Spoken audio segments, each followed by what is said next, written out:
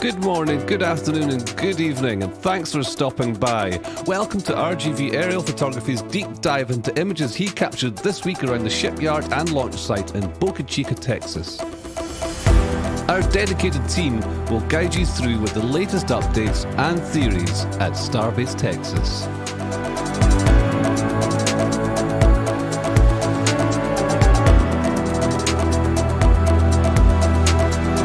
If you're new to the channel, be sure to hit the subscribe button and the bell icon for future streams.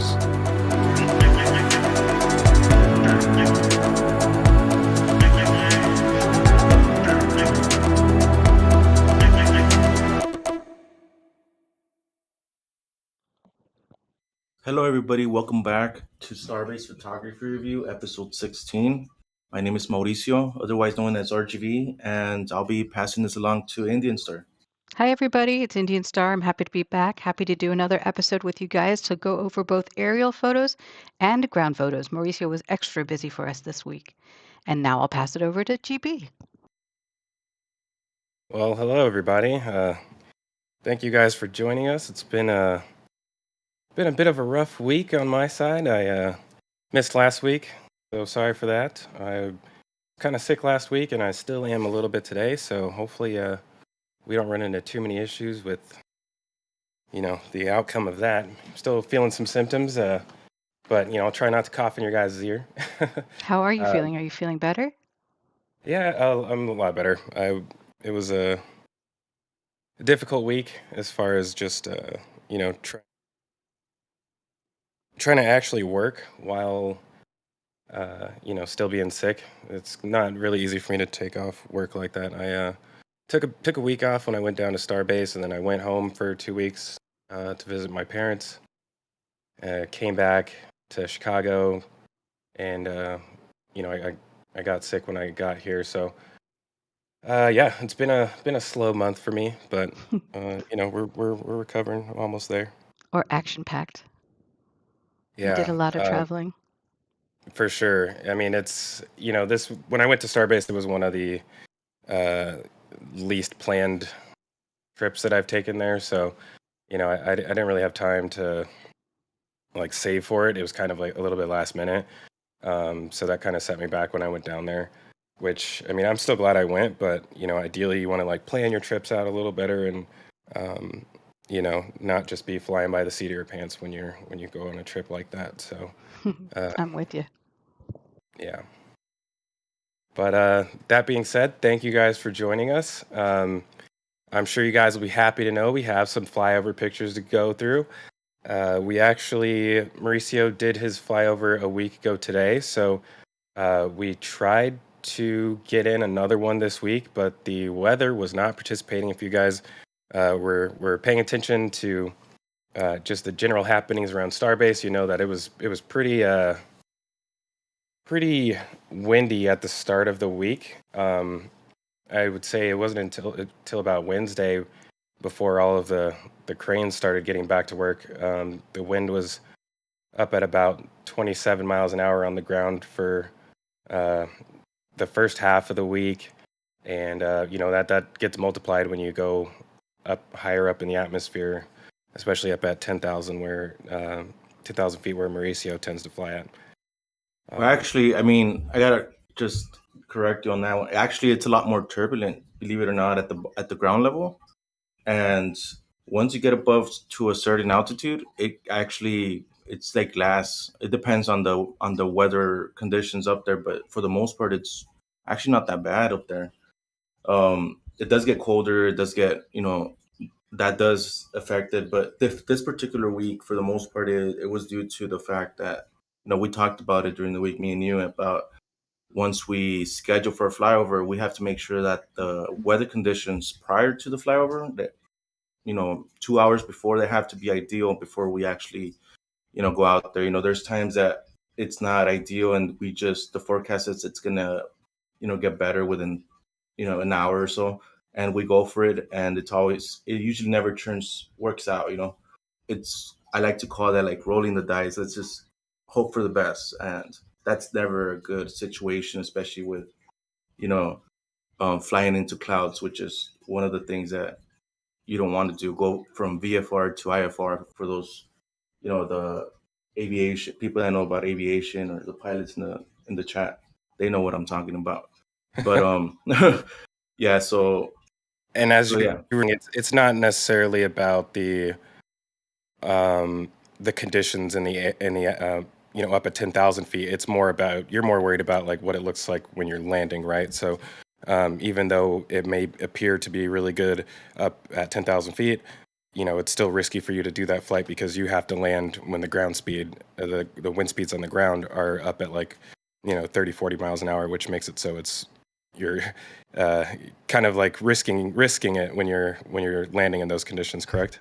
Right. Pretty tough. It's difficult as it is. The gust. We're not worried about that. The constant wind. It's the forecast says 25 miles an hour, 20 miles an hour. But just keep in mind that there could be gusts up until like 35 or 40 miles an hour. Those are the what causes an issue with takeoffs and landings. Right. And it's usually not a good combination.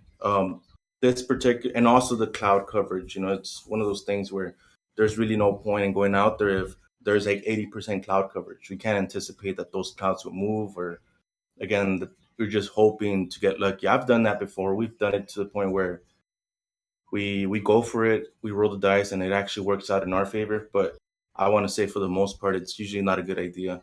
It's usually just to go out there when the conditions are right. There's no cloud coverage, or there's cloud coverage but less than 50%. So we Right. have a good chance of getting our shots. And this week, it just wasn't working out for us. We tried to go out there yesterday around 1 or 2, and I sent the Patreons a screenshot of how it looked like. There was like 99% cloud coverage. There was just no way we could do it yesterday. But if you're a Patreon or a YouTube member, just be aware that we're working on scheduling the next one in the next several days here. It's aircraft availability, pilot availability, and most importantly, the weather. Yeah, I mean, hopefully this week or next week the weather will be a little bit better. I know it's this time of year tends to be a little bit more difficult when it comes to getting up in the air because you always have something going on as far as different weather events as you're transitioning from winter over to spring. So yeah, hopefully the weather gods will start to throw some stuff more in our favor here soon, so we can get some more consistent flyovers. But with that being said, let's go ahead and hop in. I always like starting off with these long distance shots because you get to see the actual weather conditions of the day. And this was a really, really clear day. I mean, you can see all the way up the coast into Mexico. Once, as most of you guys know, this is the Rio Grande River right here. As soon as you cross that, you're inside of Mexico. So, you're basically looking at two different countries at the same time right here. I really love just looking at the, is the topography the right word for it? Just all of the way that the water is flowing in. So you can like kind of see the natural way that the water, as far as the tide comes in and out in this location. It's really cool to be able to get this view of everything. But yeah, let's go ahead and switch over to the Sanchez site.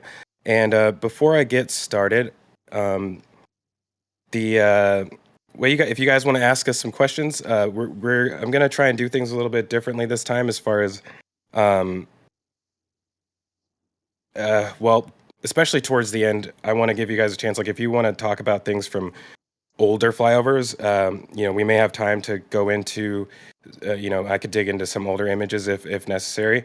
But if you guys have questions that you want us to get into, it's exclamation questions, or are we at questions? I keep forgetting this every single time. Exclamation question. Exclamation mark, and then type in questions after that, followed by your question. And we will try to get to those.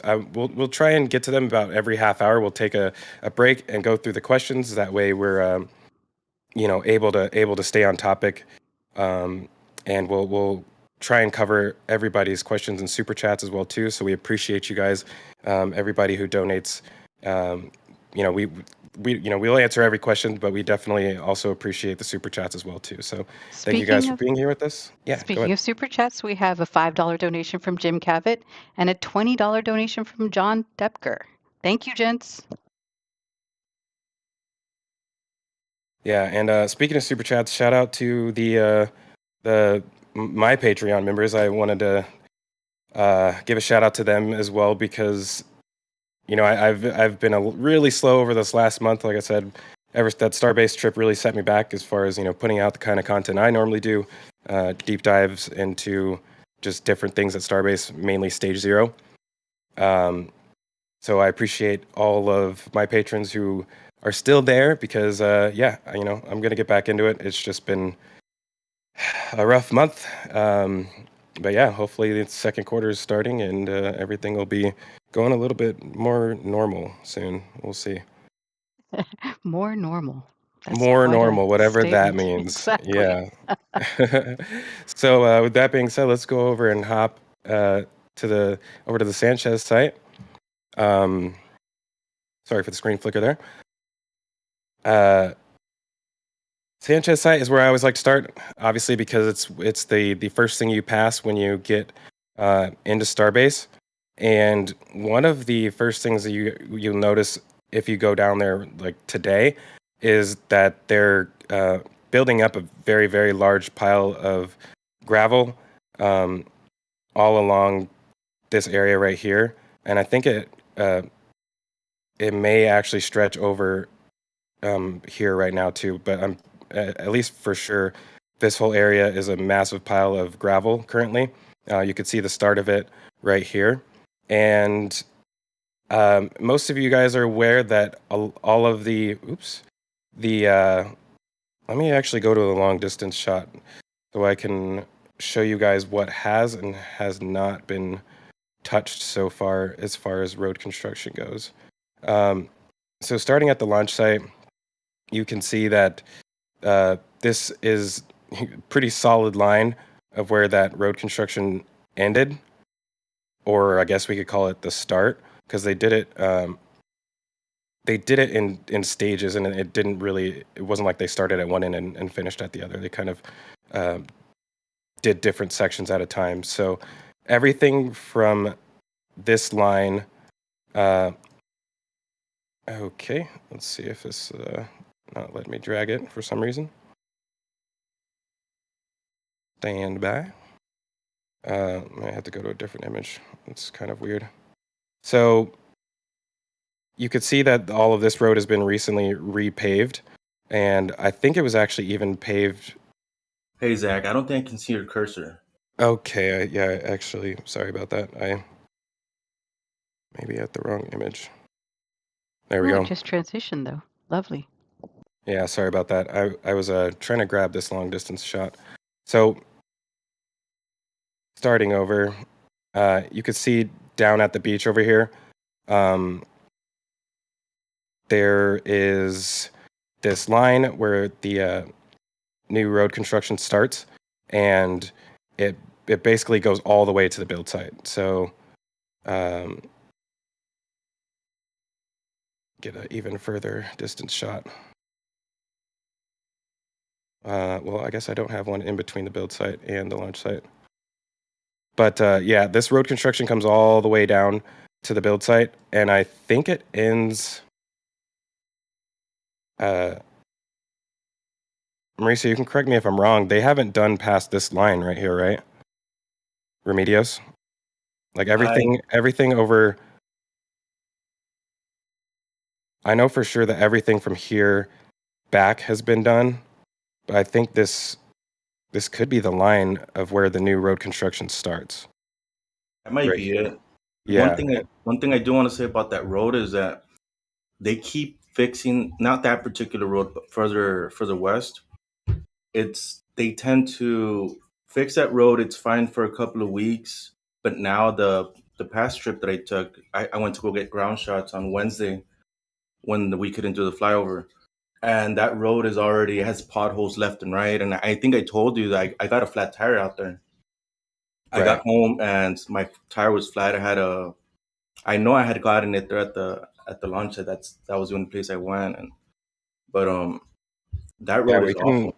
I'm we not can sure. show them really quickly what it looks like. Actually, so here, let's see. I have an image ready to go. This is actually uh, the first picture Mauricio took when he went to Starbase that day, and you could see this massive pothole in the street. Yeah, this is pretty standard when you go to Starbase. You may see these all the way up the highway on the way to the launch site. They're pretty much everywhere. Um, it's kind of frustrating when you're driving up there, especially. I mean, I can only imagine how much damage like gets done to vehicles from people who aren't paying attention. Um, I don't know. I'm hoping that they are going to start going back this direction, and you can even see that pile of dirt, the gravel right here. Um, I'm hoping that they're going to strip everything all the way back and start moving back towards Brownsville, but we'll see. I mean, you can even see just in this image the way that the what do you call them? The ruts in the ground from where all the heavy trucks. You can even see like where the tires are always in the ruts. So I mean, you can almost you don't need Tesla to drive a Tesla to have FSD when you're going up Highway 4 because if you let go of the steering wheel, it's going to drive you through those ruts. It's mechanical FSD, not electronic. Do you know if do you know if FSD avoids potholes or? That is a great question. I feel like that would be a limiting factor on whether or not I feel safe in it, driving up and down to Starbase. But I know personally that I know people who use FSD up and down this road, and I've never heard them say anything about it, but I also haven't necessarily asked per se. Yeah, Um, probably going to be risky if there's another car coming the other way and you're trying to avoid the pothole. Probably going to be kind of tricky to like, okay, I can't move to the left because of that, so you're going to have to go in the pothole regardless, you know? yeah, for sure. Yeah, it's tough. I mean, I hate potholes. In Denver, all of our potholes look like this, and they actually form overnight. And like it, I make jokes about it. I say it looks like Iron Man or the Hulk are out there battling people at night, because these kind of things will just like appear out of nowhere. I mean, it's not there one day, and then you show up the next day, and there's a huge hole. Yeah, I mean, luckily these are kind of shallow, but I mean, in my opinion, these are kind of dangerous for normal drivers. Not so much for truckers, but just normal drivers. But It's not easy to do road construction when you're going to have to take this all down to one lane. I mean, now is the perfect time to do it, in my opinion, because they're not building a launch tower at the moment. They don't have these massive pieces of steel coming in through here. The wide bay is like nearing completion. If there's any good time to start working back towards Brownsville on Highway 4, it's probably right now. And gents, just for those in the chat who may not know, what does FSD stand for? FSD is full self-driving. And it's only in the Teslas? That's what Tesla calls it. So yeah, that was the joke was, if you don't have FSD in your car, the ruts in the ground will steer for you. That's true now. Yeah. I mean, you can see them. They're pretty deep. It looks like heat distortion, but that's just the road. Well, and Peanut is down there, I think, still, and he was mentioning that they have a whole crew dedicated to just this part of the road for these folks. Yeah, the road crews are out there every single day. So especially if you go out in the middle of the day, you'll see the road crew in random locations along the highway. I mean, it's they're just applying band-aids essentially. The road truly does need to be completely replaced. So I don't know. That's not a cheap project, and it's probably out of their control as well too. So yeah, moving back into the air. Let's see. Back at the Sanchez site. So if you guys have seen today, these two bridge cranes were actually moved out of the Sanchez site last night, and Chief from What About It caught them moving them into the build site at about 1 a.m. Not sure what he was doing out there at 1 a.m., but I'm glad he was there. He's the man of the hour, man. Shout out to Chief if he's in the audience right now. Yeah, that was really awesome. And another really cool thing about that was that you got to see the LEDs that are installed on the SPMTs. Actually, the older versions or the Fagioli SPMTs, the red ones don't have those LED lights on them, but these ones do. So they look really cool, and they're moving down the highway. But for those of you who don't know, I believe these first two bridge crane sections were moved by the entrance late last night. As I said, they moved into the wide bay this morning, and as of right now, they're actually both installed. So I have a little short video I could share with you guys. Let's see if it will. I'm gonna share this in a different way so that we can try and pull the audio through, because Jeff made a great video for us. And let's see if we can. Let me know if this audio is pulling through. Hopefully it is. Yep.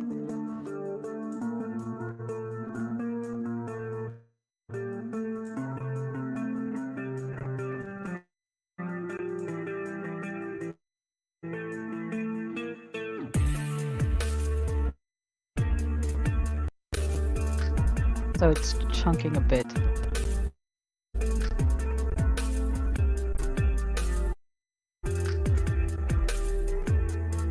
But I think you guys are at least able to see the main point that the bridge crane girders have been installed.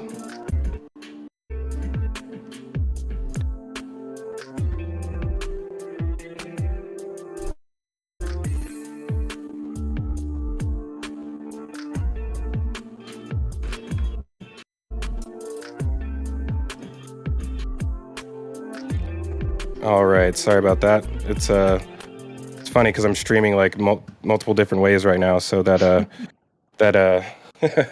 sorry about that. Let me get back over to. Hey Zach. Yes, sir. While we're at the bridge cranes there, why don't you zoom in on the mustache? I think. Yes, sir. I was about to try to find a better view of it, because I know you got a really close view of it. Yep. In a Jax's few images coming up. nemesis. There it is. Yeah, we got a mustache painted onto the side of one of the bridge crane rails. This is funny. So I was honestly hoping nobody was going to notice this because I'm an FPV pilot. I do well, not currently. I don't do a lot of drone photography, but I need to get back into it. And one of the guys that I follow in that space, his name is Mr. Steele. He's an amazing FPV pilot. It's actually scary how good this guy is. He likes to put, back in the day, he used to put stickers on the bottom of his quads, and he would fly up on top of like buildings or like water towers, and he would stick his sticker up onto the water tower, and that's exactly what it looked like. It was just his mustache. So when I first saw this, that's immediately what I thought was, oh wow, Mr. Steele is out here at Starbase. But that's definitely not the case. I wonder if this is going to be in the front, like facing the front. Actually, no, they both face the side. So it's interesting to paint that on there because we'll never see it ever again. Wouldn't it be the Yeah. side, or could it be the side that faces inside as opposed to the wall? So just to quickly, let's see, I'm going to switch over to... To clarify, these were the mustaches that were painted after they arrived. They were painted on the site, right? Yes. Were they? So yeah, the bridge cranes were yellow when they showed up. So these are those same ones. So they painted the bridge cranes white, and then after they finished painting them, about a week later, they ended up painting the mustaches on there. And you guys can kind of see here, this rail in the front of the wide bay is what those girders sit on, and they actually so they stop right here and right here, which means that theoretically both bridge cranes. So the first one right now that's currently in there, they lifted the first rail section over, and I have no idea how they did it, but they pushed it all the way over to this side. The second one is also over there with it. And I think I would not be surprised if later today or tonight, again, while there's no traffic, if they move the second set into here. Zach, Yes. just to clarify for the people watching, the bridge cranes, they run from east to west, right? The bridge cranes run from front to back. Front to back, yeah, east to west, yeah. It's the same. Yeah. So in the high bay, it's different because it stretches across. It's the equivalent of stretching from this beam to this beam. So it's a lot different. It's a lot shorter. There are a lot smaller bridge cranes in the high bay in a way. It has a higher lifting capacity, but it's a smaller actual bridge girder beam. And yeah, so these ones basically stretch from the front to the back. So they're massive. I mean, you can see them pretty easily in this image, I think. I mean, they're very, very large. Okay, where'd they go?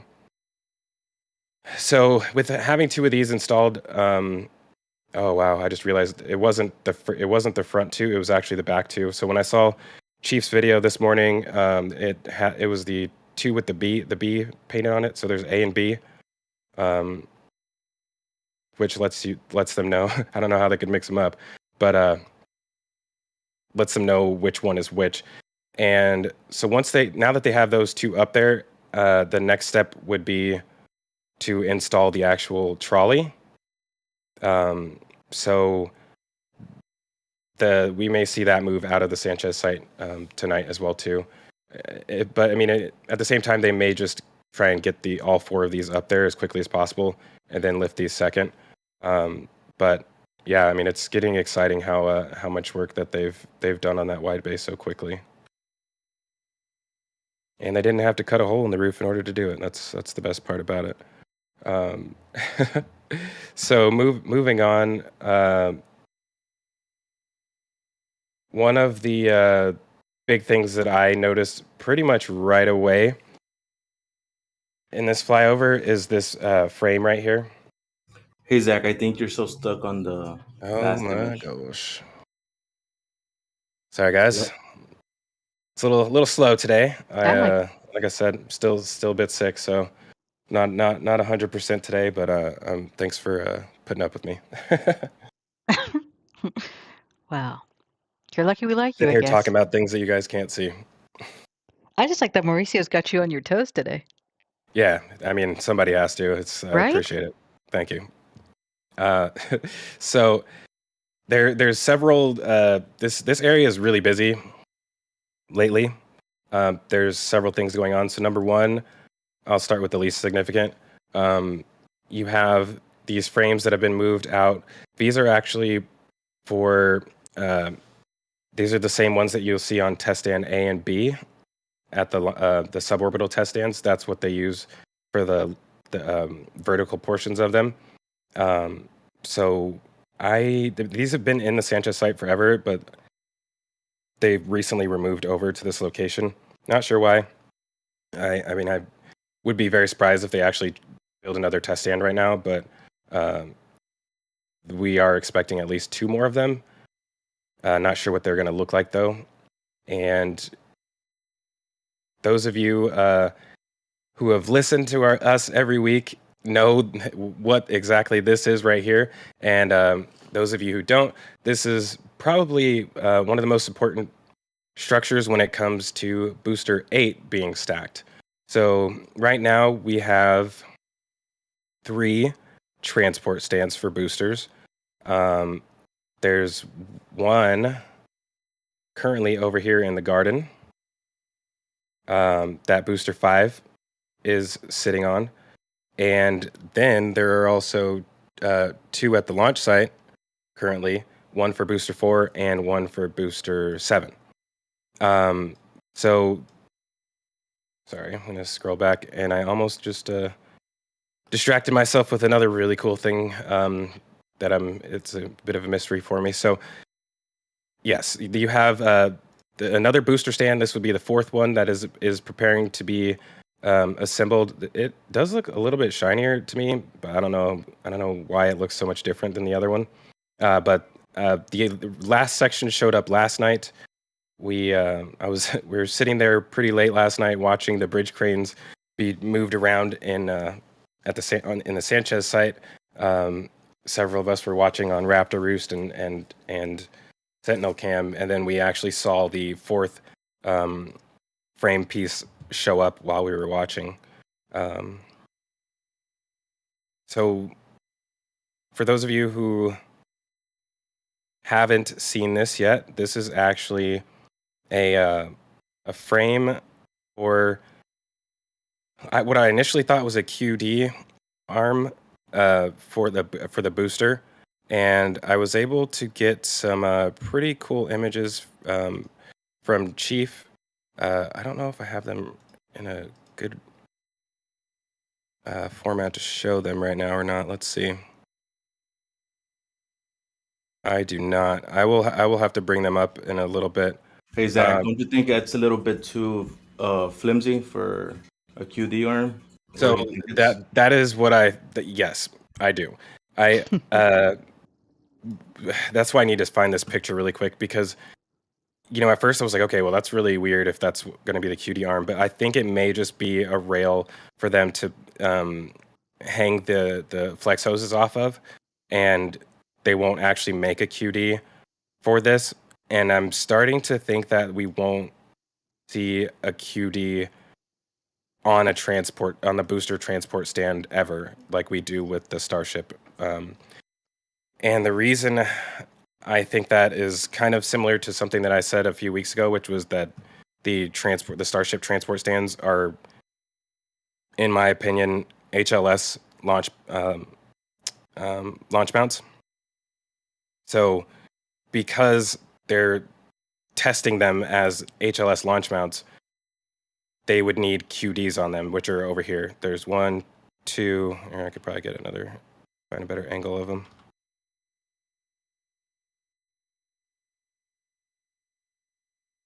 Yeah, there's one, two. I think there's a third one down here somewhere, prepared to be installed on the Starship transport stands. And you can even see right here, I mean, this frame in comparison to these, I mean, it's kind of hard to tell, but these are a little bit bulkier. And you would think that a booster QD, if they were going to put it on here, that this would be a little bit bigger. But I don't know. I mean, it doesn't need to carry that much weight. It's just flex hoses. So yeah, this is actually currently on the can crusher though. So you know what? I think I do have the images of it. I just remember where I had saved them to myself. Well, we did get a super chat we can talk about while you're looking for that photo from Pete 2.0. He was able to donate 10 Australian dollars. Thank you, sir. He says some fuel for the plane, Mauricio. And then, Mauricio, there was also a couple of questions All right. about how much it costs for you to take a flight up. Like, do you know what the costs are?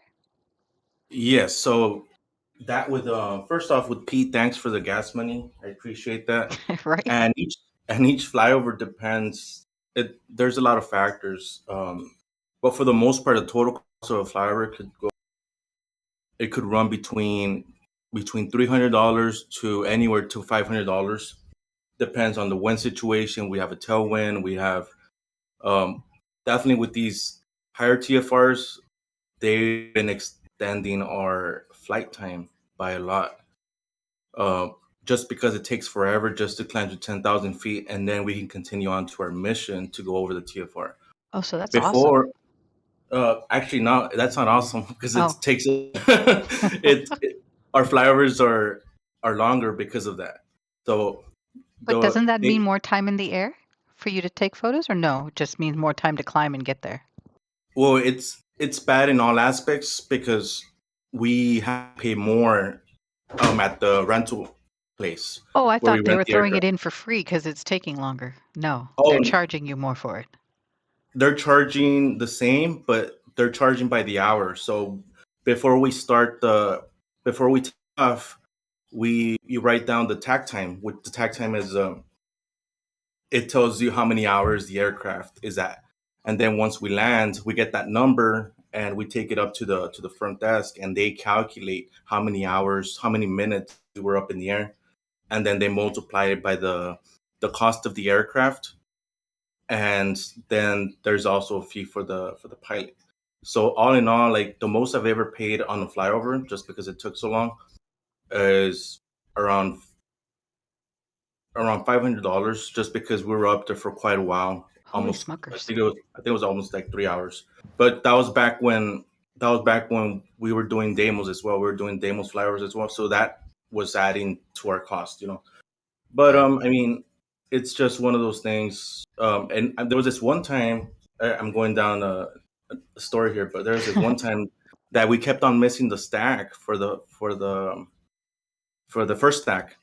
They tried doing it one day. We did the flyover, and we were up in the air, and we realized they didn't stack it because of the wind.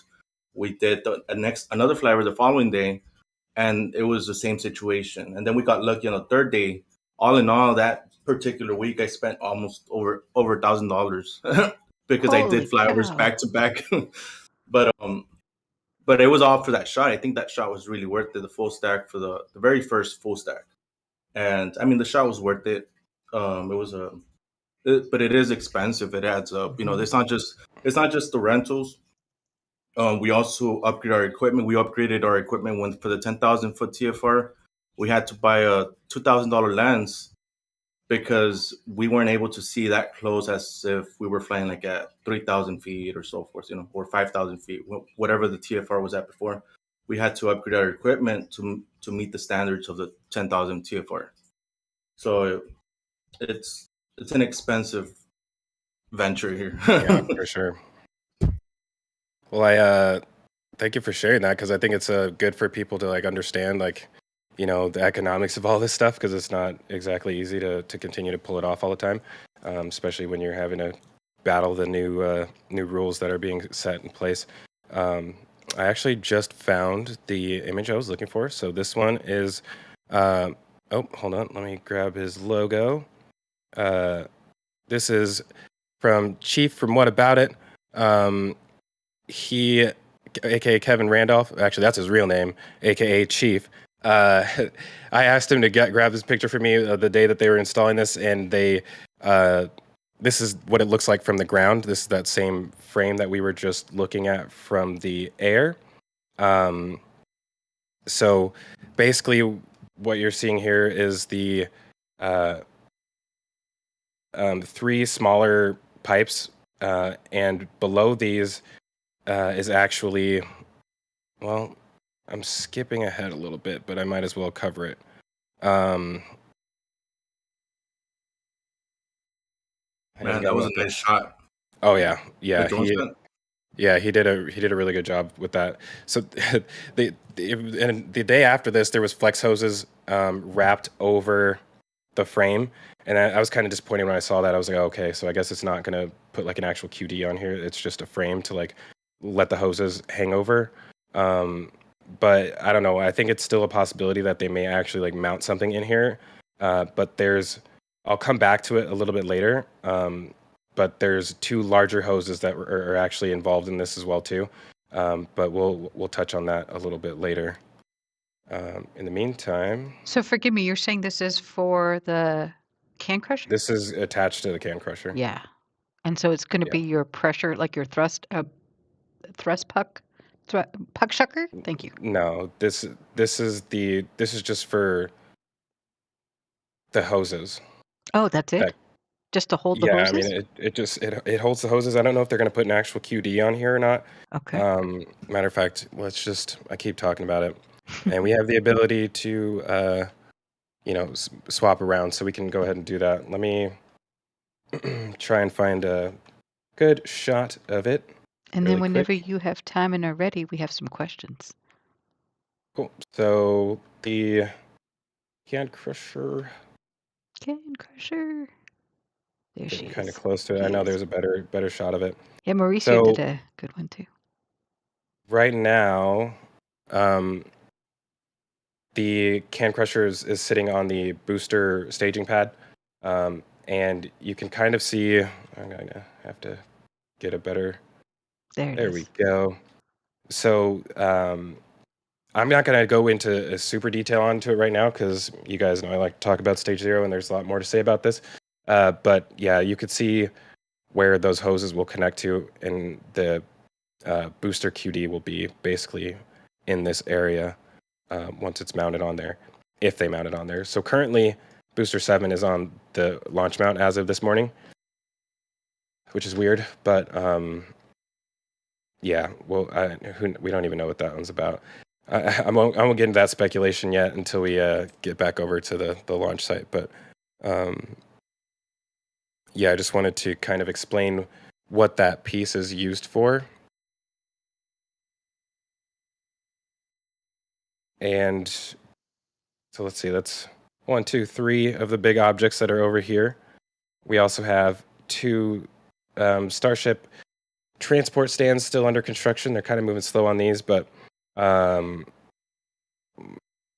when they finish the next one, that'll kind of, in my mind, be a sign of when we should expect Ship 24 stacking to happen, because they'll need this transport stand for that. I don't think they have another Starship one completed right now, so this will be Ship 24's transport stand. At the moment, it's seeming like every booster and Starship gets their own individual transport stand, like permanently assigned to it. I mean, that's not really the case, but at the moment it is, because of the fact that they're not flying. And also anything that ends up in the garden theoretically is permanently there, so that would be a permanently assigned transport stand. Man, I can't even imagine like constructing these just to store something on it forever. But there's going to be a point when they're not going to be storing them anymore. They're going to start scrapping them, right? I can't imagine them wasting the time to scrap them. And in theory, they'll be making enough boosters and rockets that they would use them all. I mean, they'd have to replenish boosters at some point. I mean, as far as the ones that are still already made that we know they won't be flying, I can't imagine them actually scrapping them, because I don't think they should ever be moving slow enough to be scrapping rockets. Like right now, theoretically, I mean, they are kind of moving a little bit slow. So, if there was scrap work to be done, they probably would be doing it right now. But like scrap work on that level is something that they do when they have nothing else to do. And I just don't see that happening anytime soon. They're moving extremely fast right now. Plus, these are artifacts of history. Why would they get rid of them? In a way, but No, I mean, more than they anything, they're are. just cool to look at. And some of them don't have any history, so they're They all have just history, though. Well, in my opinion.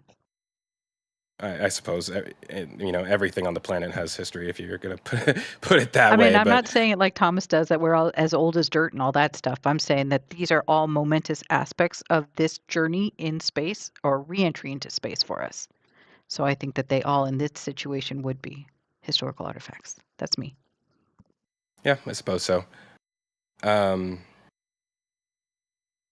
So the next like really interesting thing over in this area is this odd looking stand that's currently being built.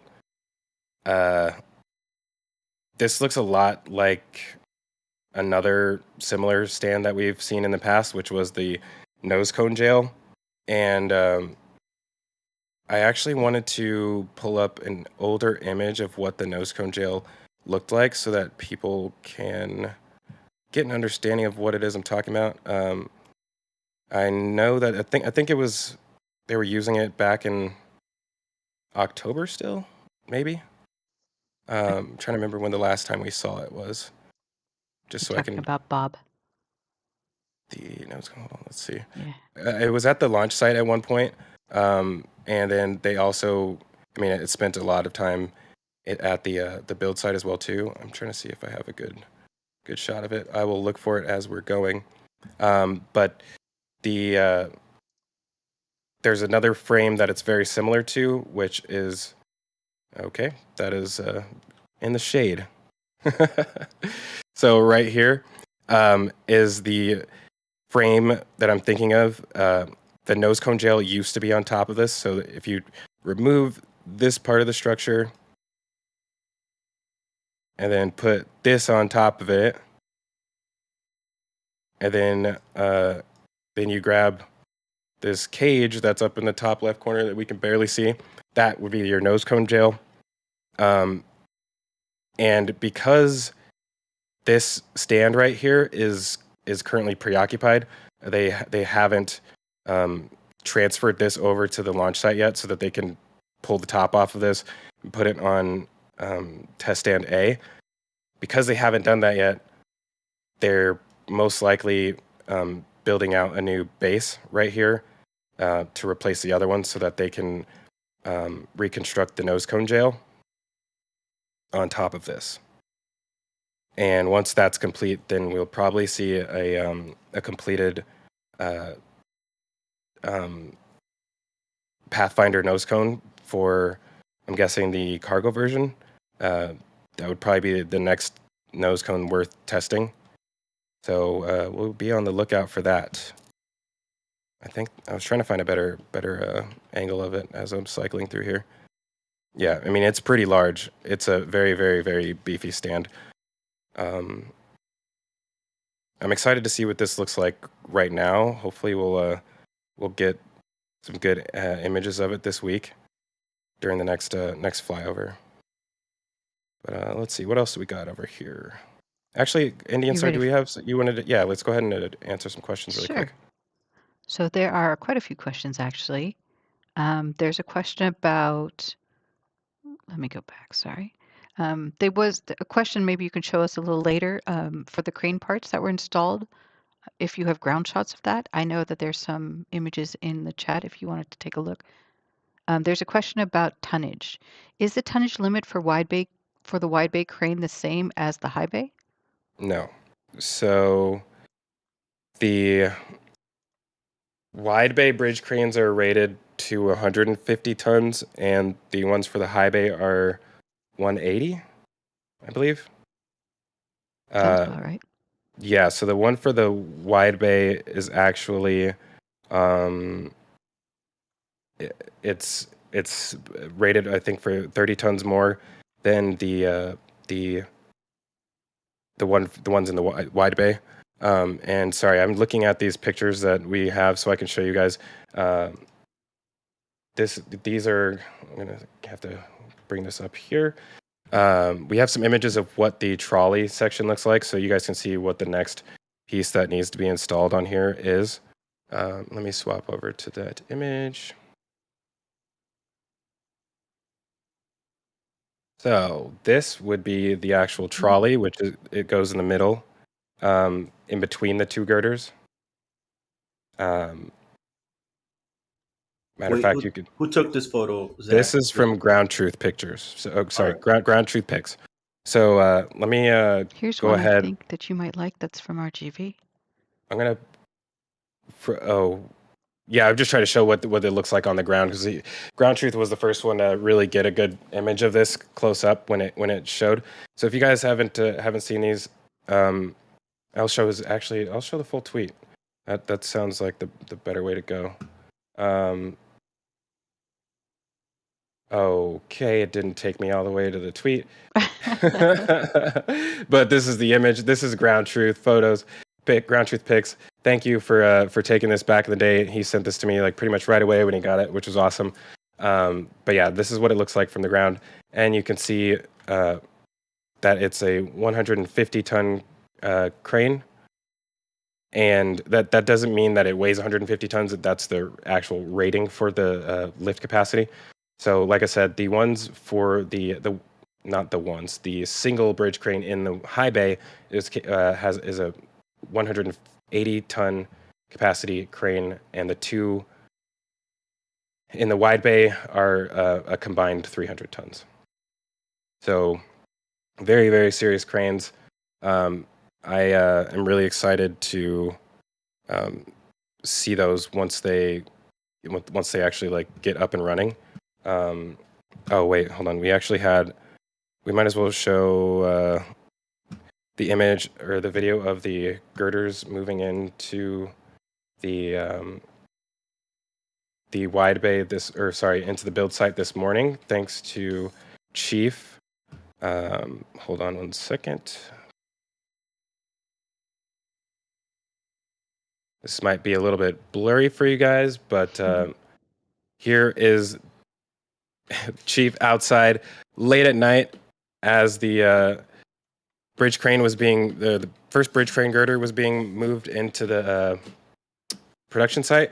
And you guys can see that these are the new SPMTs. They actually have LEDs installed on them. So they you could definitely tell the SpaceX SPMTs from the Fagioli ones based on these lights. It looks like you would expect, LEDs everywhere. This makes me want to. I'm gonna do this to my car next week. Actually, now that I just decided, I'm throwing LEDs in the wheel wells because of SpaceX. Well. I thought that these were. There was a game that came out a very long time ago. It was called Midnight Club Racing, and when that game came out, everybody decided to get the projector lights on the bottom of their cars. And I thought that we were no longer doing that, but when I moved to Chicago, apparently everybody has, I forget the actual name for them, the lights on the bottom of your car. It's a thing here as well. Yeah, it's funny. All the newfangled things, all the kids are doing it. Yeah. Not me, but I might. It looks cool. So that being said, you guys could kind of see from that image like how long that girder section is. They're pretty massive. And yeah, now two of them are currently installed in the wide bay. And hold on, we were still answering questions. That was only one. Yeah, I'm pretty good at getting distracted, guys. Apologies. Okay, there's more. So Senti asks, does each bridge crane have two traveling blocks? Can they lift 4 things at once in high bay? Or wider bay, actually. Wide bay, as he's asking. Are they getting a floor crane bolted down in there too? So there are 3 questions in that. 3 tough questions. So these there's 3 blocks currently sitting over here. 1, 2, and 3, all been painted white. I think one of them is just a backup, honestly. I mean, I don't know. I've never seen a bridge crane have 2 separate blocks, but yeah, I mean, I don't build bridge cranes though, so you never know. It could get surprised. But I think there's only 2 blocks. So one of the things that I was saying earlier, and I guess we can move back to the photo of the wide bay in order to talk about it again. The bridge cranes should move. It should be able to come all the way over to this edge. And when this one is all the way over to this edge, which is the middle, the other one should be able to, like, theoretically butt all the way up against it. So each crane should be able to cover about 3/4, a little under 3/4 of the entire building. So that means that while one is all the way over here, you could theoretically scoot your booster over a little bit this way, and then use the second crane to stack 2 boosters side by side on the left side, and then while those are being welded, you could move over to the other side and do the same thing. So yeah, I mean, they're going to be. The thing that sucks about this is that in the high bay, it's really easy to see when these cranes are active, because you can actually see it through the window, because they're so big. You can actually see the trolley moving back and forth if you pay attention. But you won't see that in the wide bay, because the crane is actually inside of the underneath the roof instead of inside of the roof, if that makes sense. So this is the roof section up here, and the crane is 100% below the roof. So you won't see it when it's moving, other than if you happen to see the block traveling back and forth, which sucks for Mauser, because he's going to have to try really hard now to pay attention to what's going in and out of the wide bay and the high bay at the same time. But I want to talk about this more, but I'm going to have to come back to it, because I don't want to get too carried away. That one, the wide bay is a rabbit hole for sure. So going back over to the Sanchez site. That is the wrong image. Here we go. I think we kind of touched most of that stuff over there.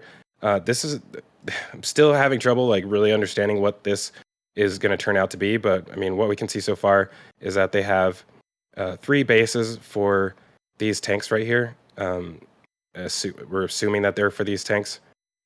A lot of people think that whatever structure is here is going to be interacting with these wells, and I disagree with that, unless they're going to be using one of them as an injection well. I don't think they're going to be pulling anything out of the ground, only pushing things into the ground, if at all. But we will let the jury decide that one when it comes. Really interesting over here, they actually started adding in more concrete around in this area. So I'm kind of curious if they may finally, if they may move the 2. So we have 2 additional horizontal tanks over here, and it's starting to look like to me that they may move them over here. Once they have this pad placed, which is odd because it's nowhere near as thick as I would expect it to be. But once they have this pad here, they could put those other 2 tanks back over here, and that would increase the amount of storage that they have for LOX and nitrogen, because currently what they have is, this is a better image. So this is liquid nitrogen, this is liquid nitrogen, this is oxygen, and that's argon. So right now they have a massive amount of nitrogen storage, a little bit of oxygen storage, and a super tiny amount of argon. But I would expect at least one of those tanks to come over here to increase their LOX capability. But who knows? Maybe they don't need it. And these could actually be for methane production once the absorption column, the methane purification plant that is related to this absorption column over here, once that is completed, maybe we'll see these finally get used. But for now, it's all speculation on that. It's kind of up in the air, and I don't know. Like I said, I get really excited for the Sanchez site flyovers because it answers a lot of questions for me, because this is the Sanchez site, in my opinion, is the business, and it's what makes the rest of the facility possible at the end of the day. Because of your fuel production here and your oxidizer production here, and ideally your fuel production over here. So, and right here is your water production, which I mentioned a few weeks ago. However, I'm a little bit confused. I'm not sure if it's still operational. They actually have disconnected one of the tanks that ran to what I believe is the water well. So this is what I thought was a multi-stage water purification plant, because this is the well, and you could see the outlines of the tanks that they removed from here. So I'm not sure if it's still active, but it appears not to be. They could have just swapped out one of the filtration units, but I'm not sure on that one. Let's see here. Andy, do we have some more questions that we want to review or go through as well too before I move on? Because I think we're maybe ending what I have for the Sanchez site. Actually, we can kind of move over to this area. But before I do that, I actually can't see how many people are in here right now, but I'm sure that not enough of you have actually liked the stream. So if you guys are too busy listening to me and not paying attention to the like numbers at the bottom of the screen, make sure you guys give us a thumbs up and subscribe if you have not already. Also, I feel like Indy needs a lot more followers on Twitter because she's our lovely co-host, and you guys need to hop on there because she's always updating as far as what we're doing. I am not the best sometimes at reminding my audience that we're doing streams, but Indy is always on top of it. So if you guys aren't following her, make sure you do so. Her Twitter handle's on the bottom of the screen. And if you haven't followed me as well either, CSI Starbase at the bottom of the screen as well too. And you'll learn a lot if you guys haven't if you follow him. If you guys haven't followed Mauricio, I don't know how you ended up here. You're probably a bot. So you're probably a bot. Is that what you said? Yes. And just to remind everybody, like, if you guys wanted to see that video of the bridge crane install again, it's on my YouTube page, which is just search CSI Starbase, and then you can see that bridge crane install video. And maybe I'll show it again later, depending on if I get any questions or asked about it. And just so you know, we're at 378 watching and 247 likes. Nice. Well, thank you guys for joining us on this Saturday. We're about an hour into the show. And we're getting distracted by shiny objects. I don't know if you guys are seeing this thing, but this is very, very interesting to me. I noticed this last week. Like, this was probably the very first thing I noticed when I started looking at the flyover pics. And it looks like it seems similar to, I'm imagining it as like a cap, like a hat that goes on top of something. Maybe potentially even part of the can crusher, but it's just, oh wow. No, man. I got really excited because I just imagined something that it could be, but I don't think it is. It would be nice if this was an outer cover for the launch mount, but that's not it. I think somebody else. Sorry, go ahead. Go ahead. I was going to say, I thought we saw a different set of black, more straight things that would have been for potentially for OLM or for OLIT? Yeah, it does have some. We'll get to the shielding that they've installed on later. I'm thinking of like around the actual donut itself. Okay. But I highly doubt that's what these are for. It would be cool though. Whatever it is, it's probably going to be related to this new stand that they're building over here. It's kind of hard to like unless you drive all the way down this road, you won't see it. And you So can't, this is right? like Because that part's not. you can see this from like if you come to take pictures of the garden, you'll be able to see it. But yeah, there's a new frame being built over here, and I have no idea what it's for. The next Kind of just waiting to. 7.1. Yeah, I mean, we'll see. It'll probably become obvious by the time the next flyover happens. So, keeping an eye out on these shiny objects right here, because I'm sure something interesting is going to happen with them. And also keeping an eye out on this thing to move because I don't know. I'm shocked that it's still here. I'm not sure if they're actually finished with it or not, but I mean, it's been completed as far as I've seen for a very long time. So I'm surprised it's still here. But That's the we're in. two-story one, the two-story stand that they convert. Yes. Mm-hmm. Yep.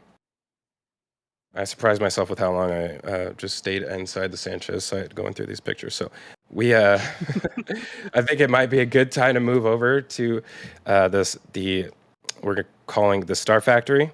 Mm-hmm.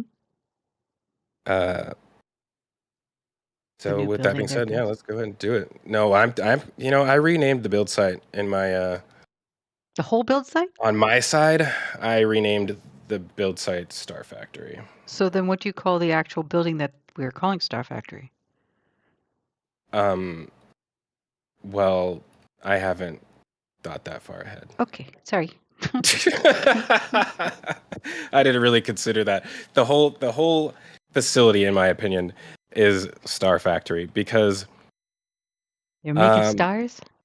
well, I mean, you got this massive wide bay, and then you have this huge facility that's going to be constructed back here. So I mean, I don't know. I mean, I think that they might as well be connected. I'm going to try and get to a better starting image. There we go. So here we are, Star Factory. Star Factory. Yeah, you can kind of see that there is a pretty clear outline for where the edge of the building is going to be, which has been there for a while. I mean, we've seen this in previous weeks. We haven't actually seen a lot of change over here yet, but I think these might be the first structural pieces that are over here. I'm not 100% positive of that yet, though. I'm kind of surprised we haven't seen them start stacking up a bunch of steel over here. I think I got a ground shot of those items that you were talking about, and These? I'm no expert on this, but they look too flimsy to be an actual supporting structure. It looks like more like it's gonna be covering the structure. So I don't think those are. Oh, so it's like paneling? Yeah, paneling. Okay. You'll see it on the ground shots if you go through those photos. Yeah, I can. I'm like cycling through them right now as I'm going through the build site ones. So hopefully I will come across one as we're doing this, and then I'll be able to show it. So let's see. They with the we kind of talked about how there's rebar coming out of these pads, and this is basically a floating structure. So at KSC, which by the way, if you guys didn't know, probably won't be seeing those flyovers anytime soon of KSC. It's my understanding that those are no longer happening. Yes, Daddy got mad at everybody and shut that down. So now Mauricio is our only airborne early warning for Starbase activities, and I'm considering both locations Starbase, both here and KSC. But yeah, there won't be any more flyovers of KSC for now, from my understanding. I believe there's a 2-mile radius around the building now that they're not allowed to fly near Roberts Road. So that is mighty unfortunate, which means we're just going to have to get a lot more bus tours in. So if anybody is taking any vacations to Florida and you happen to be on that bus tour, a few of you have already done it and tagging me in those pictures, and Mauricio gets tagged in them a lot too. So if you guys go down there and you want to be the ground level, just give us weekly updates of what they're doing. I know that they currently have 2 sections completed for the launch tower. So yeah, we're kind of going to have to rely on some ground photos to really understand what's going on down there. But what we had seen before before those flyovers stopped was that they were digging piles in the ground very similar to this at KSC, but at the Roberts Road facility. But the difference was that they, at least I didn't see them put these pads in the ground like this the same way. So these to me look more like floating blocks, which the floor goes on top of these. I didn't see them do that at the other facility, but kind of have to maybe get a little bit more comparison from the last flyover. I might do an analysis later in the week on that, but I won't waste your guys' time with it right now. Oh man, I wish Sam was here because there's a lot of really cool things happening in Rohan is here. Oh, Rohan is also I was going to say a wheel watcher. He's not a wheel watcher. He might be a wheel watcher, but he's well, a he's not ring here watcher. with us on the stream, is he? He's here with us in this room, if you will. He's supplying information to you in the channel. Yeah, it's for those of you who haven't who weren't here last week, Sam is really, really good with a lot of the Starship stuff. So is Thomas as well. I am really a stage 0 guy, so it's sometimes hard for me to know exactly which starships I'm looking at because I'm really. They used to call me stage 0 Zach. They still call you that. Yeah, but that was my name in high school. Stage 0 Zach. Yeah, and nobody even knew what it meant back then. But so one thing I want to point out. One thing I want to point out that's going to come up later is these TPS tiles. I think they're TPS tiles. So this is the beginning of the flyover where Mauricio showed up and these tiles were all in a nice, neat pile over here. And throughout the flyover, they unstacked all of this and they just scattered them all over the place over here. So I'm gonna point back to it later, but you can see right now. For right now, it's kind of a neat pile. I just found that interesting that they how much work they did while Mauricio was in the air. You know what else is interesting while you're looking around? Yeah. Jim Cavett donated super chat of $5. He says he loves the attention to details in your stream. Thanks. Thank you, Jim. And if you guys can give me 1 second. We can give you more than that, in fact.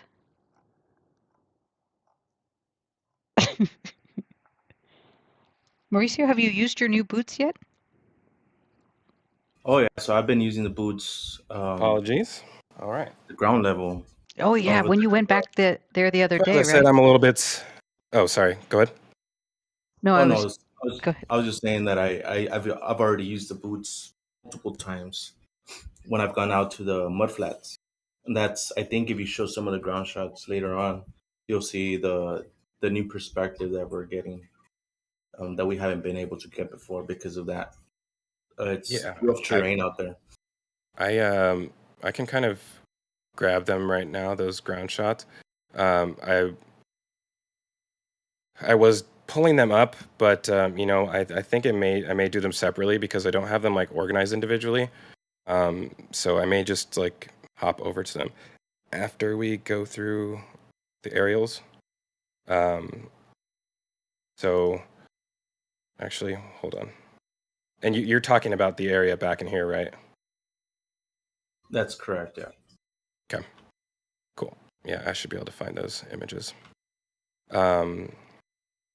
So before we go there, haven't seen as much action out of the dome yard this week. As far as I remember, I don't know if we've seen any new dome sleeves Starship domes sleeved this week. However, what we did see earlier this week was Mauricio caught booster 8 in the wide bay. And that was actually the day before booster 7 was moved to the launch site. So, Mauricio caught booster 8 forward section inside of the high bay, which is really interesting to me because, as a matter of fact, here we go. I think I actually just found the image of that one. I found that really interesting because this would be the first time we've seen the forward section get stacked before the aft section, in my memory. So here it is right here. You can see booster 7 inside the high bay. So many bays. Okay. And down here at the bottom, you have booster 8. And this was in the morning. And by the time Mauricio got back home, this was up to here. It's now up to this line. So the forward section has been fully stacked on booster 8. And that's very interesting to me because usually they do the LOX tank first and then they do the methane tank. But yeah, I mean, it seems like they've changed their process yet again. And we'll see. Hopefully they make a lot more progress on that this week now that booster 7 is out.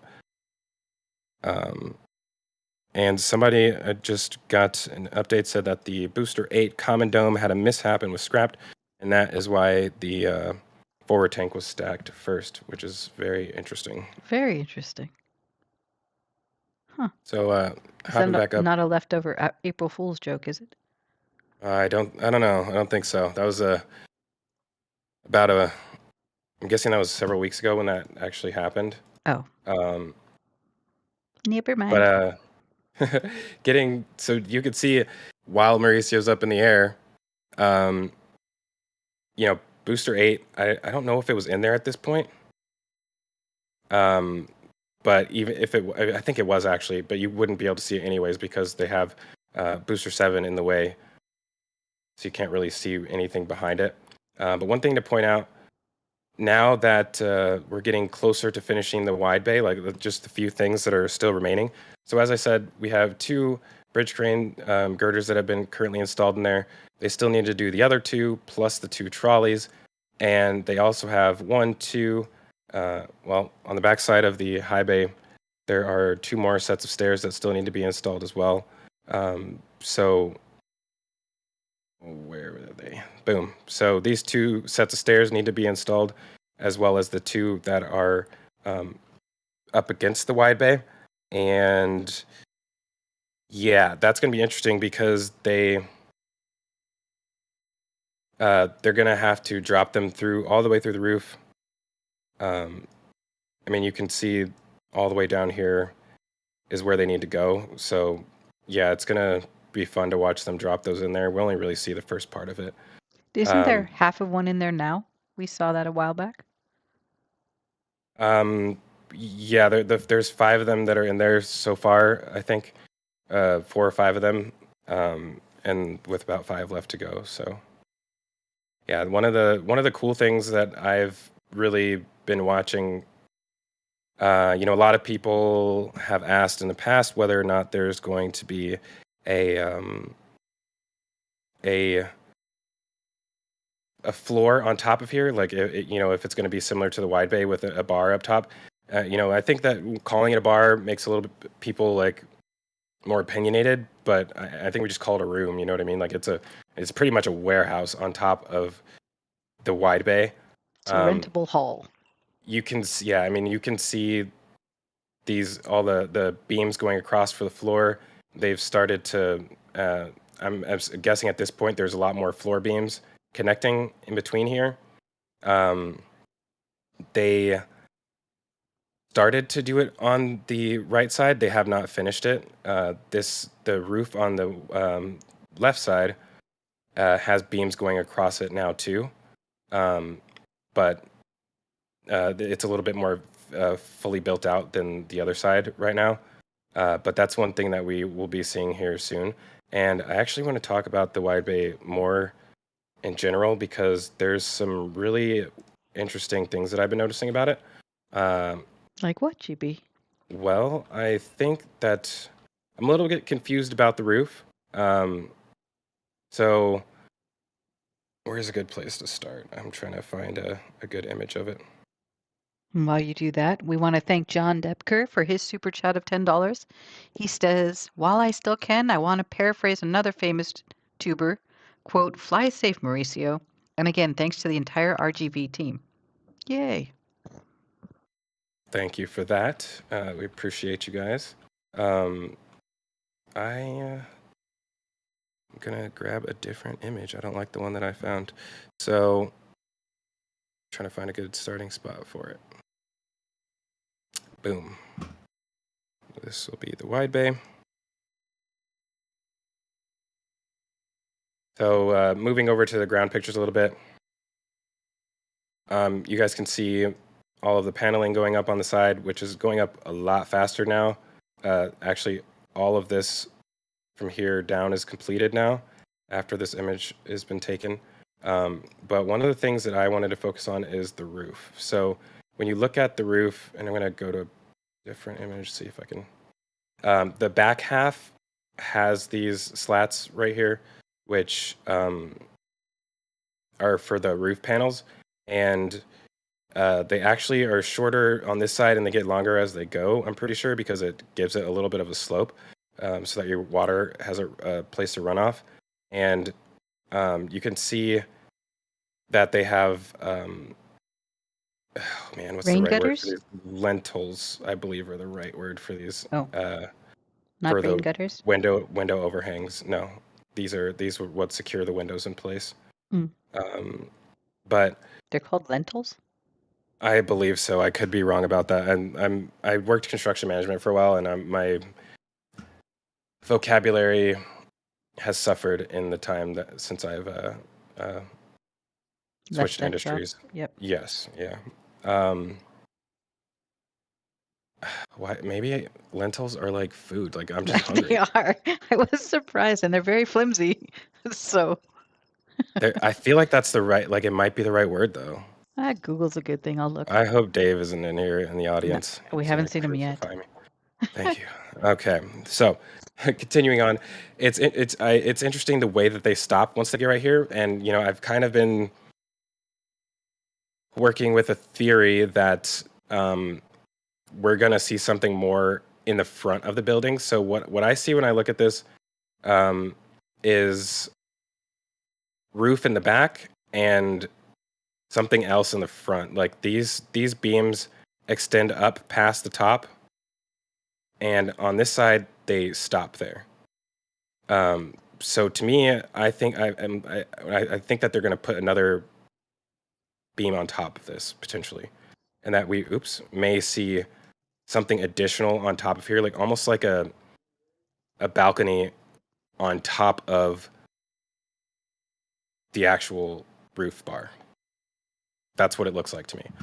Either that, or it may just slope all the way up, and they haven't added those pieces on here. Looking at the ground images, you can kind of see. Sorry, aerials. Let me go back to the aerials. Just to go back to what you were saying, you are correct. It's a lintel or a lintel, Lintel or Lintol.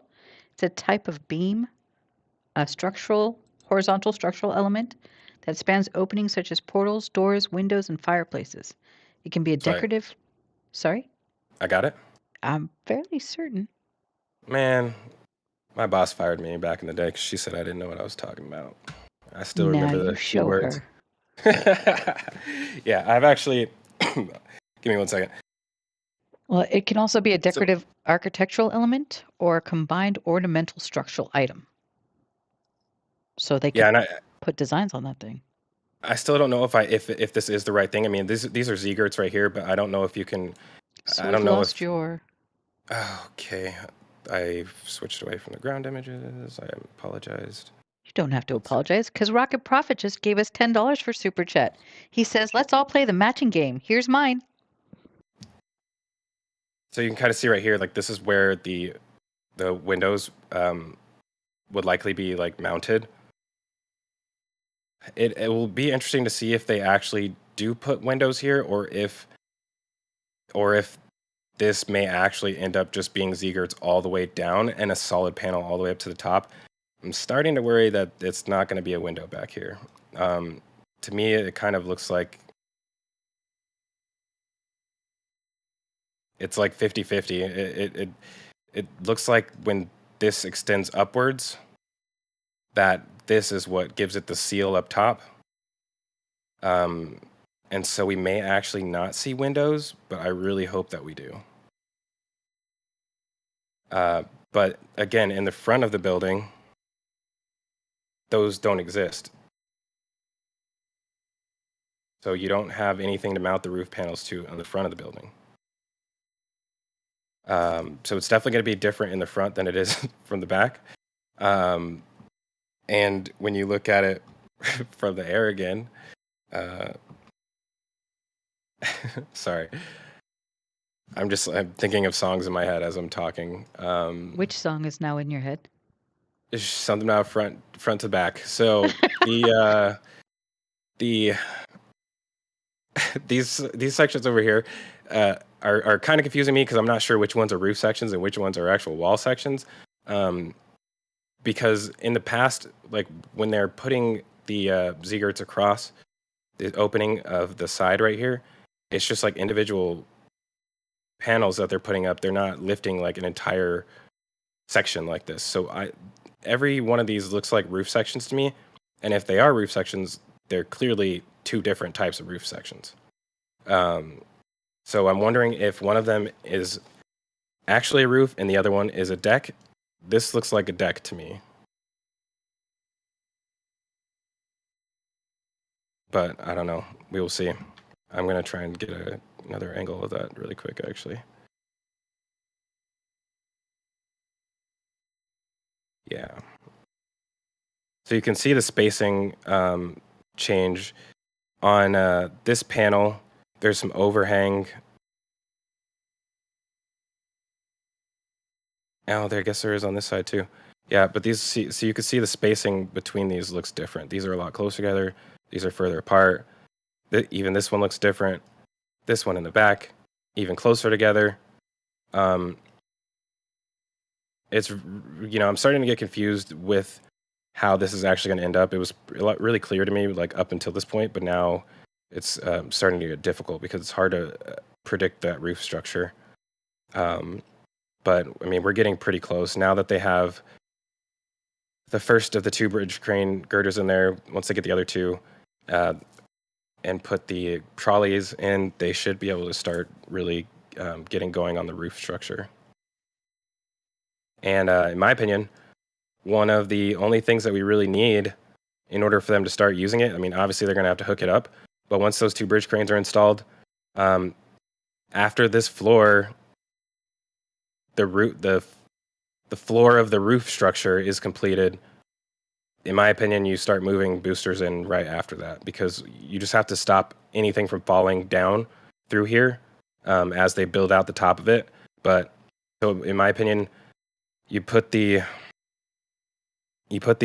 bridge crane girders in, the trolleys, finish the floor as quickly as possible, and then build out the rest of it, because you can move things into here. You can start working in there once this floor is complete, because then you don't have to worry about people getting hit in the head with falling 10 mil sockets or something, bolts.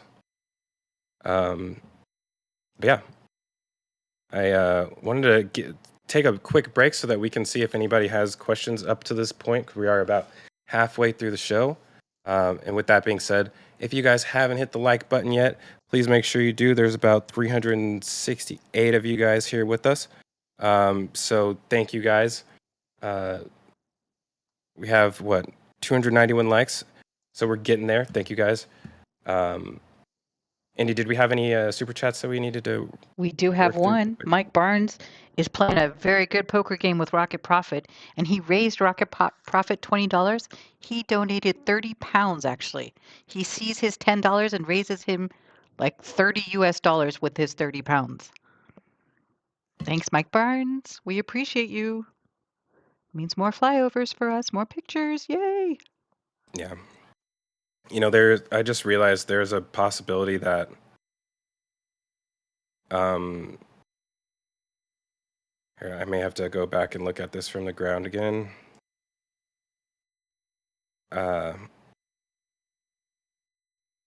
So there's a possibility that, with these sloping up right here, that the reason they may not be on this side is because if they want to continue the slope, then they have to put something on top of this in order to, you don't want to just have super long tabs. Instead, you may put the roof on top of a riser, which would be these. These are like a riser to give it a little more height, and then it slopes all the way from the front. So from the back, slope up all the way to the front, and it would just look like the wide bay has a really big forehead, essentially. Means more brains. Yeah, I mean, it's going to be a cool building for sure. I do hope there's windows up there. Not super necessary, but I think it would look really cool if they do have them. I mean, looking at the other, there we go. So you can see the Z-girt right here that's containing the window. Maybe we will get windows up there.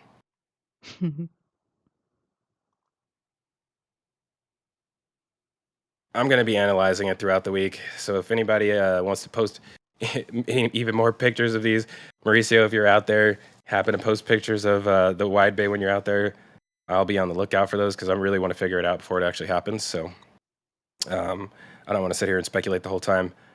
So we can move on a little bit. Let me hop Before back you move over on too far, Cody asked the question, isn't Bucky in the way for stacking in wide bay?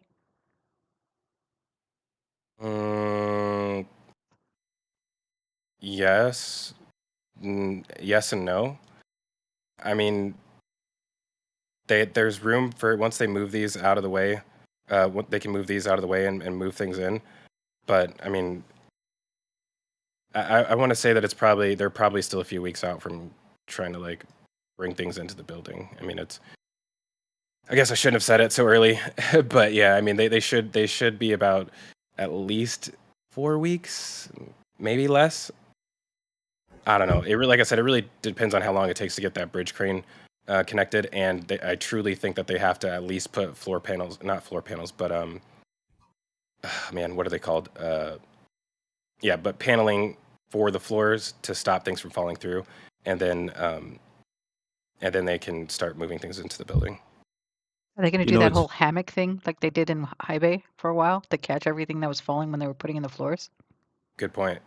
Yeah, that is a way around that, for sure. What were we going to say, Mauricio? Yeah. It's funny that I actually submitted a FOIL request to look at the plans for the wide bay, and I got denied. I don't know if I told you this or not. A while back. Apparently, it's guarding the secrets, huh? It falls under some type of regulation with I mean, technically it's just a structure, and I just wanted to, instead of speculating, I kind of wanted to have the ins and outs of it, and so we can just get down to it. But I got denied. Well, I love speculating, so maybe I'm partially happy you got denied. Just kidding. It's funny for me to be able to figure them out sometimes. But I mean, it is nice when we just get the answers, so we're not sitting here guessing so much, and we don't have to be risk being super wrong in the end. But I don't know. Things have shaken out for the most part. Let's see here. I just saw a question that came in. Somebody asked, do you guys know if SpaceX has extra boom sections for Marvin hidden anywhere to configure Bucky if needed? So Bucky doesn't need any further configuration. That is about as big as it's going to get out here. Honestly, I don't know if it has a larger configuration. That's not a power boom configuration, but I could be very wrong about that. It probably does get a little bit longer, but they don't really have a need for that here. I mean, really, all it has to do is be taller than the building right here, so that this can stretch all the way over to the back wall, and that's pretty much what it's doing already. But I guess I could briefly, that answer may not be enough for you, so let's go Bucky, you over said 350, LR 11350 or 1100? 11,000. 11,000. Yeah, extra zero. LR Thank you. 11,000. Yeah. And this is actually the crane parking lot in question. And you can see that it is largely bare right now. They got rid of a ton of the yellow sections that were still in here. I mean, they did use a bunch of them when they reconfigured Bucky, but they also got rid of a bunch of sections. A lot of the red sections were moved over to the the wide bay for the TNT mobile crane, which is The little red one that's helping with wide the bay. little red one. Yeah. And so they had it, we call it the toothpick crane because it's a boom extension crane and it has a massive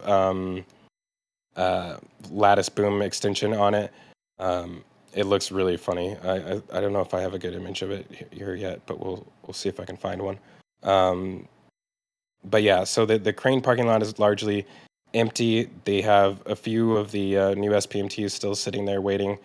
But then there's a boom section and a jib section for Marvin, and that is about it. I mean, there's a few other crane parts that I don't recognize. But yeah, I mean, there's it looks like they're maxed out on both those cranes right now as far as like what they have on site. Oh, hello. I guess I should touch on this while I'm here. Hello, This beautiful.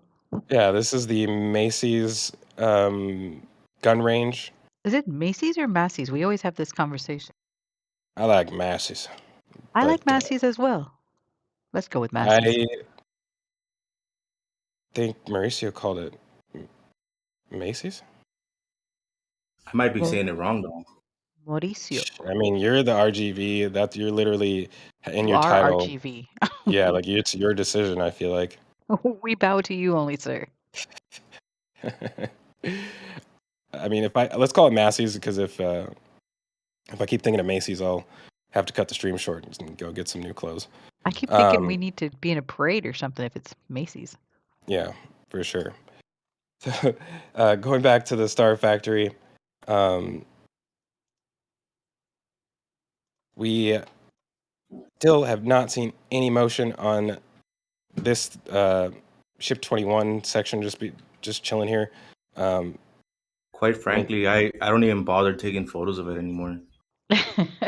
Yeah, and I'm out there. it's not a bad thing because I would maybe delete them. Because it's like we've seen it and they haven't made any changes, and it's like I don't know. I know that they're not going to do anything with it, so when I see the pictures of it, I just like skip right by them and or delete them, unfortunately. As the original photo taker, you should never delete pictures, but me not being the original photo taker. Oh, hey, look. So this is probably about 20 minutes later from when I originally mentioned these. Now these tiles are like all over the place. I'm pretty sure these are boxes of TPS tiles. So they were neatly stacked over here, and now they're just kind of like spread all over the place. When I initially saw this, I thought that we were going to get a new... wait, isn't one of the ring sections out here getting tiled right now? Probably. I think it went back inside, right? Or has it been? I'm not sure.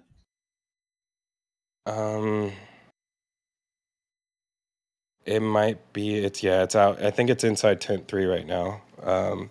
But these would be the numbered tiles that they would need when they start installing all of those. I could be wrong, but I'm pretty positive that's what they are. And this is a whole building that they store them in. Not a building, but a rack, a really big rack that they store those on. And I guess they must be in there right now on installing those tiles, actually. So that's probably what they were doing, is getting set up for that. There is not a lot of changes from last week. I think all of these were still outside in the last episode that we did. One big change that I know has happened is this booster thrust puck that was sitting right here is now gone, and that can only lead us to assume that it's now inside one of the tents being installed. So that's really good news. We're definitely seeing a really large increase in booster activity, I would say. Trying to see if there's anything more that I missed down here. I went through all of these last. Oh, here we go. This is fun. So I like when you get I excited. just rediscovered this for the second time. I forgot that these were here. So these, if anybody isn't aware, are arms for an orbital launch mount. So these are what the clamps for the launch mount sit on top of. These were not here before this week. So if they were inside of this building. But I can tell you right now, these just got brought here for some reason. So I hope it doesn't mean what I think it means. I would hate if they seriously needed to remove 2 of them out of the launch mount. But I could see it happening because I think most people are aware that the launch mount isn't fully level. When the booster sits on top of it, it actually leans towards the tower, and so when the SQD arm grabs the booster, it pushes it forward and makes it perfectly vertical. So I don't know if it's as simple as just making an adjustment to those clamps in order to actually have it sit straight, or if it's even necessary for it to sit straight. But if so, that could explain why they would maybe want to replace 2 arms, or these arms are just for the next launch mount and they're being fabricated here and shipped to KSC, which in my opinion is probably more likely, but that's cool to see those. In my opinion, You think that there all might have 40. been? Go ahead. You think there might have been a possibility that these could have been backups in case the others got damaged, and we're barely seeing them Yeah, today? I thought about it, and I'm still on the fence because this box right here looks like there might be another one inside of it. The way that these are shaped, they look like there might be more of them in here. The problem is that there were already 40 of these arms beforehand. So there's been 40 arms since the beginning. And the reason I know that is from a picture Mauricio actually took several months ago looking up at the launch mount. You can actually see the numbers of the arms, the clamps, similar to the way that the booster engines are labeled. It skips from 19, it goes 17, 18, and then it goes 29, 16, 17, 28, 29 are the arms that are inside of the launch mount. And when I saw that initially, I was like, okay, there must be 40 of them, which means there's 2 launch mounts. So I think that the second launch mount, most of the stuff that goes inside of it is already completed, and it has been completed for 6 months to a year, essentially. And you know what? I was gonna say, I don't think people realize how much stuff that we miss being delivered to the site, because you just kind of have to be there at the right time to catch a shipment going through. I'm not sure if Lab ever thought about setting up a camera close by the main entrance there. Just that would be interesting, right? To roll back the tape and see when these things rolled in. Yeah, I mean, But I don't think that land is available to set up cameras there And I on the think long run, right? most people like the launch site over the build site. No? yeah, we should buy Mauser a little hut so he can live outside the entrance to the build site, He can live with and Stumpy. yeah, and just watch everything enter the facility. So Faya Vempri was asking if their spares are for Florida. And they're also asking if you can show the ones on the launch mount, if that's possible. If not, Yes, we it can is come back to it. possible. So let's see. We are gonna go back to June. Hold on. Let me see if this is far enough back. Yep. All right. So I need to switch over.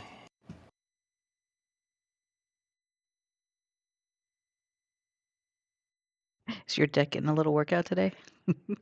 Well, yeah, I didn't, I mean, obviously have these images ready, so I had to go grab that really quick. But yes, it's making things a lot easier for me for sure. Our transitions and camera angles are brought to you specifically by Zach today, by the letter Z. Sponsored Wow, by Z. these images were taken at least at I know, man. 4,000. Look at this. Like, it's Like crazy. Like, I'm seeing the angles. these are like 3,000 or 4,000 feet just by the altitude of the clouds that I saw earlier. Yeah, At this least. is giving me throwbacks. I want to point out something really quick while I'm here. We've talked about this before. There was a massive column, 2 columns that are in the ground. They're about 30 meters deep. They're gigantic. And they covered these up. And initially we thought there was going to be a structure here. But what I am thinking now is that this is just preparation for. So I think that this is support for the whole concrete slab. So when you have Marvin sitting here and then he's swinging a booster around and putting it on top of the launch mount, I think these are stopping Marvin from sinking, because I mean you're so close to the edge right here, and with the weight of the actual crane plus the booster, it's a significant amount of force on this pad, and I think that these are actually anchors to stop that crane from tipping over while it's lifting the booster. These are like outriggers essentially for the concrete. But moving on to what we were actually looking for, if I could find it. We're going to get to the build site at some point. This is actually taking me down memory lane looking through these. This is really cool. Remember the multicolored crane? Yeah, there's a... Yeah, we should have been doing these shows from way back, to be honest. Oh, yeah, I agree. Well, it just gives us we an can always travel back opportunity. in time. Exactly, to do a review show. All right, okay. So these are what the... Sorry about that little message on the screen. I don't know what that was about. These are what the clamps look like before they're installed. So they're huge arms. These, to give you an idea, these pallets are 4 feet long, I believe. Yeah, the walls. So from here to here is about 6 inches. I actually measured these. I made the launch mount in SolidWorks a long time ago, and I had to measure all of these. So these webs are about 6 inches thick and 8 inches in between them. These are massive. It's about 14 inches across. Yeah, these are very, very, very large arms. And oh, hey, look, this is the first booster transport stand as it was being constructed. And yeah, you can see the arms on the inside of the launch mount. And when I go back to, where were we? going back here, you can see that, yeah, these are the same things. So yeah, it's interesting. I mean, I truly think there's more in these boxes right here. So it's interesting to see what's happening with that. It'd be really cool if they just start shipping them out to KSC soon. But I mean, we haven't even seen the launch mount yet. So I've seen no signs of a launch mount at KSC, which is unfortunate, especially now that we're not getting any more flyovers. I was looking for one thing in here still. Andy, if you want to grab some more questions while I try and find it. Sure. We'll go a little bit further back in time since we're going that theme. The question is, we did the crane parts installed on the ground shot. Can we ride? The Lunar's asking, can we ride bikes on the boulevard in front of SpaceX, the launch site? We were talking about the road. I Yes. probably, yeah, No. I probably wouldn't really recommend it in my situation, but just because of the traffic. Yeah, You know, there's no there's shoulder, right? let me see. There, I think there might be a partial shoulder, but I don't think it's gonna be. You know what? I wouldn't really risk it. You can drive on the side of the road on the dirt, but it's just gonna be too. Um, yeah, I wouldn't recommend it just for safety precautions. Technically you should be able to do it on the road there, but I wouldn't recommend it. Yeah, This is. sorry, go ahead. I just noticed a really weird thing that, I mean, I didn't just notice this. I've been trying to figure it out for about a week. This stairway that just goes to nothing. I don't think there's anything. I can't tell if this is a canopy or if there's if it's legitimately just a stairway to nothing for a future structure up here. It's reflecting a lot of light. Highway Yeah, deck. it's weird. I don't know what's going on there. But one thing that I've talked about last week, and I'll mention it again. They've added a ton of solar panels in here. I had a total number. I texted Jessica Kirsch because she was mentioning it earlier this week. There is actually, let's see, 2,624 solar panels that are being installed right now. Let's see if I can find where they're hanging out at. And did you count all those solar panels yourself? I did. Wow. I was at work. I usually don't do math when I was I'm gonna not at say. work, but yeah, I was at work. I don't know if I'm gonna be able to get to them. So they're kind of in this area. They're right out of this shot. There's a whole stack of them. I don't know if we're gonna be able to. We're getting closer. There they are. So these are the solar panels right here that are just sitting in boxes. And you can see that even though they've installed quite a bit of them, there's still a massive amount of them left here. So I'm not 100% sure where the rest of them are going to go. I mean, obviously, they got to finish out that, but they haven't started framing anything else, and there's no shipping containers. Oh, I guess there are. So they theoretically could just add more framework down here. If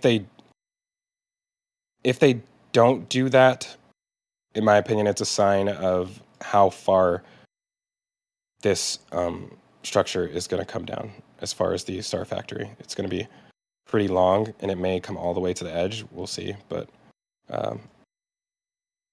yeah, that'll be one of the signs I'm looking out for as far as trying to determine how long that building is going to be.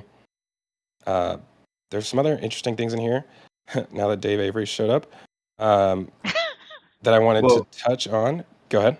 Well, we have about an hour left. I don't know if you want to Yeah, go ahead and jump over to the. I am going to jump to the launch site, but one thing I want to show really quickly. Going back to, I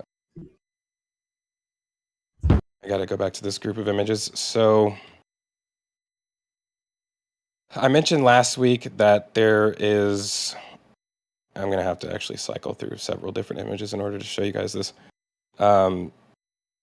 So going from the launch site, actually, or not the launch site, the build site, there's a bunch of conduit that was laid underneath the building that came all the way out and around through here. So this dirt path, and it came through here underneath this sidewalk that they just laid. And then it went underneath the road. They dug up the entire road and replaced the whole road after that. And then No, and then. Sorry, it slipped out. I gotta close out of a few things. I have too many images open. Where did it go? Okay, cool. So you can see that this is that same sidewalk I was talking about. It went underneath the sidewalk, across the street. And initially I thought that it went into this area, but it looks like I was able to find it. They're about to build a sidewalk, or at least, cover it again. But all of that electrical conduit came all junction boxes of where the next location for them is. If you guys remember last week, I mentioned that we have a whole bunch of computer boxes over here. These are server cages. And I remember. I don't know. Oh, look, there's even more. There's a massive amount of server cages down here. So I don't know. Folks were saying that there's no reason to connect whatever facility that those server cages are going to be installed in to the rest of the build site, aka or Star Factory, and I am going to go ahead and continue to disagree. I'm pretty positive that these are going to be involved. Something is going to, like, whatever is being transmitted out of this data that's coming from here is going to the Star Factory somehow. So that could be all of their CNC programs or whatever. I don't know. Probably not. You wouldn't store all that separately. But yeah, I really think that there's going to be a facility in here somewhere. I don't know where they're going to put it. It could just be in this square right here, where they're going to build out basically a server room, and that will allow them to do, store massive amounts of information, but you can also do lots of processing, whether that's with like simulations or whatnot.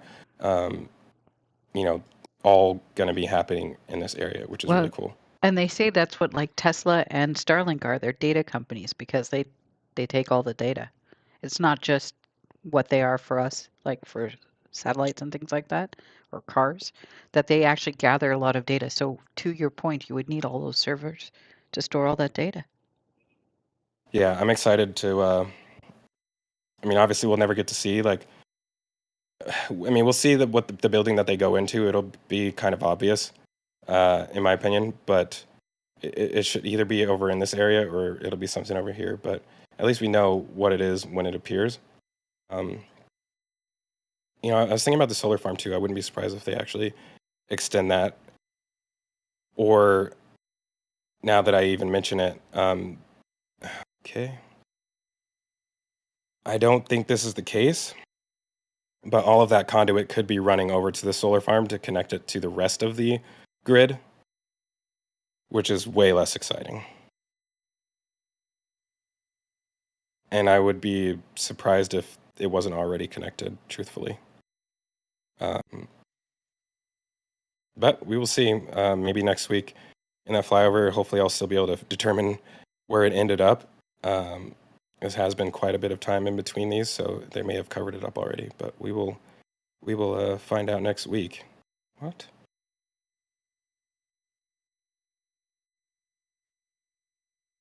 Interesting. All right, shiny objects. I think for once, Mauricio is more anxious to get to the launch site than I am. Do you blame him? Yeah, I feel like everybody probably wants to hit the launch site. So it may be time to go ahead and switch over. Yeah, I just don't want you to run out of time for the most part. Oh no, we won't run out of time. I'm thinking about it, man. Appreciate it. There was a little bit less at the launch site this week, but let's go ahead and cover it. With that being said, I want to take a quick break and remind you guys to like and subscribe if you haven't already. If you guys are not members and you would like to join, there's a few gray names I'm still seeing here that I recognize. If you guys want to join, hit the join button at the bottom, and you can get your name showing up in green in the chat. And also, I believe that gets you access to the Discord, RGV's Discord server. So if you guys aren't a member and you would like to join, please do so. We definitely really appreciate that. And I appreciate everybody who has joined on my Patreon as well too. I put a lot of time behind the scenes into researching all this stuff and actually being knowledgeable about what I'm talking about, instead of kind of just saying, "Oh, this looks cool," because I know that we all think everything looks cool. We get pictures all the time, and a lot of times we don't really know like what we're actually looking at. So, I try and help you guys out by explaining what it is we're seeing. So hopefully you guys appreciate that, and thank you guys for supporting Mauricio, the channel, and me as well too. So, yeah, you guys are amazing. So, launch site. Where do we start? I truthfully don't know where to begin. There's a lot. It's a good thing to be able to say.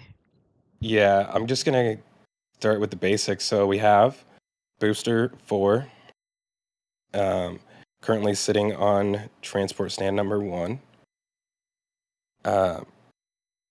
The interesting thing about it is that it's shifted away from its designed position by 1. So these clamps, let's call this position 1. This is actually supposed to be on position 1. The pin right here goes into the HPU cover, and right now they mounted it. They rotated it by 1 position for some reason, in order to not have this align with that. I'm not really sure why. I was really thinking that they were going to test this out for the first time. I'm wondering if maybe there's an issue with it. I think another possibility about why they haven't actually started to use this yet is that this HPU cover that has the hole for that pin to the alignment pin to go into, it's in the cover. It's not an actual hard point on the vehicle. It's just a hole in the cover for that pin to slide into. So I don't know if this is real, like actually able to be used, because it may just rip off the cover because there is no actual hard point to the booster, and maybe that is the reason why they haven't been able to actually use these pins yet, the alignment pins, and therefore also the chopsticks, because that's part of what's needed for the chopsticks. So I don't know. That's just a theory. I don't think this is an actual real stabilization point on booster 4. And we have not seen them take off the cover, the plastic covers on booster 5 yet. 7. So it's just speculation for now, but once we see that removed, we'll be able to determine whether or not there's a real hard point that's on booster 7, which was not on booster 4. And that would answer a lot of questions on why they have not used the chopsticks to lift it yet. But it is on OLM now, yes, as of this morning? Yeah, the booster 7 is on the launch mount as of this morning. It was not at the launch site during the time of this flyover, but it is now currently sitting on the launch mount, which is weird because we all expected it to be on the can crusher. And so we might as well just hop into the can crusher right now. Just to explain what's going on here, last week the week before, explained to you guys that these are 2 staging pads. So Starship is sitting on its staging pad. I don't think it's in its actual real position where it's supposed to be, because it's still sitting on top of SPMTs here. But it's also rotated out of the position it's supposed to be in to connect to this. I mean, I don't know if it really matters like how it's rotated, but yeah, you have this staging pad right here. Then you have the second staging pad. We've seen them use this one for Starship testing, but we have not seen them use this one. And I'm not talking about the can crusher. I'm talking about the pad itself. So from here to here, none of these pipes were installed last week. So this is all brand new. And there's another thing that's also new about this, which I will need an older picture in order to explain to you guys. But let's see, let me grab I have a really good memory of like when the sun was shining in a good way for me to be able to show you guys what I'm looking for. Because a lot of times it's hard to see these depending on where the shade is. So, Is that yes, sir. real quick here? Would you be able to?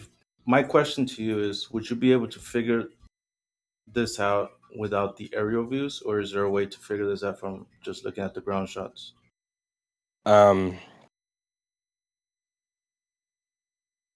So that's a loaded question.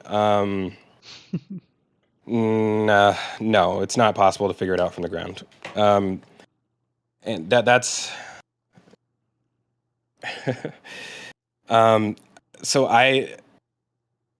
how do I explain this? You know, I find it hard myself to do these shows with just ground pictures. So, you know, I like to let Thomas handle ground pictures when we don't have flyovers, just to give you guys a little bit more like understanding about how I do things. Like, you know, without flyovers, personally, like I would not know anywhere near the amount of stuff that I do about Starbase, because like seeing things from the air is how I'm able to determine things that are happening like before they happen. Like and especially, you know, let's say on Raptor Roost cams. So for those of you who don't know, I'm a cam operator for Raptor Roost Cam for Lab Padre, and a lot of times, you know, I'll look at the Sanchez site. Matter of fact, I'll just like go back to the Sanchez site so I can explain this in a way that makes sense. Before you get to that, the reason I'm asking is because there's, you know, to me it's important for me to. I want people to know and understand the layout of everything. And believe it or not, there's a lot of people that don't know or that would want to know this type of layout, but they don't know. And for everybody that's watching, you know, do us a favor, share this video or share one of our past flyover videos with somebody else.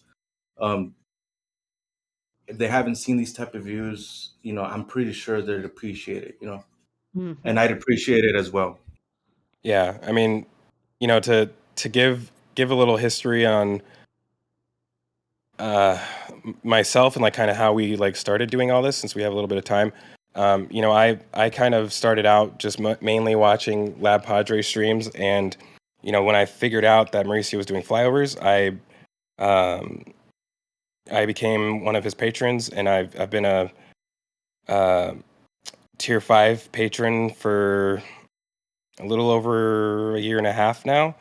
And so that's allowed me to have anywhere from 60 to I don't know 120 pictures every week to look through. And so for me, you know, what I do is I look at all these pictures and I know where things are. So for example, with these the bridge crane sections being right in this location, earlier in the week when I look on Raptor Roost Cam and I see Grover sitting in this general vicinity, I know what's over there and therefore can like guess what he's most likely doing and essentially predict things before they happen. I tend to like say things on Twitter several hours before they happen because of the flyovers. Without the flyovers, like I would be wrong a lot more often. So that's like my secret, is that I have really good photographic memory, so I just know where all of this equipment is. And when I see things moving on Lab Padre cams, I already know what it is before I actually see it like get up in the air. I know whatever this crane is attached to, I already know what it is because I know it's in that area.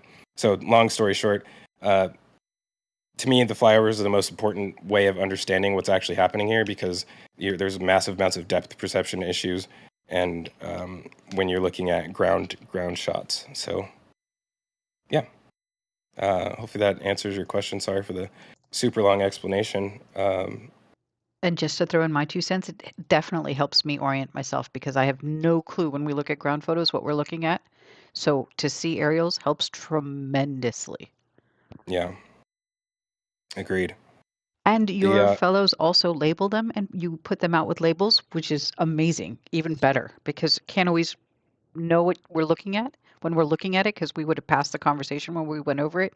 So it's really good that those labels are there too. At least I find it very helpful. So thank you for those. agreed. Yeah, thanks to Procky. He's the one that does, or Bingo Boca on Twitter. But getting back to it, you can continue on, Zach. Yeah. So this is a picture from February 2nd, and this is true in every flyover except for the last one. I just chose this image because it's clear. It was noon when he took this picture. So you can see, and I'm going to do a longer explanation on Twitter for this, so people really understand what's going on here. Basically,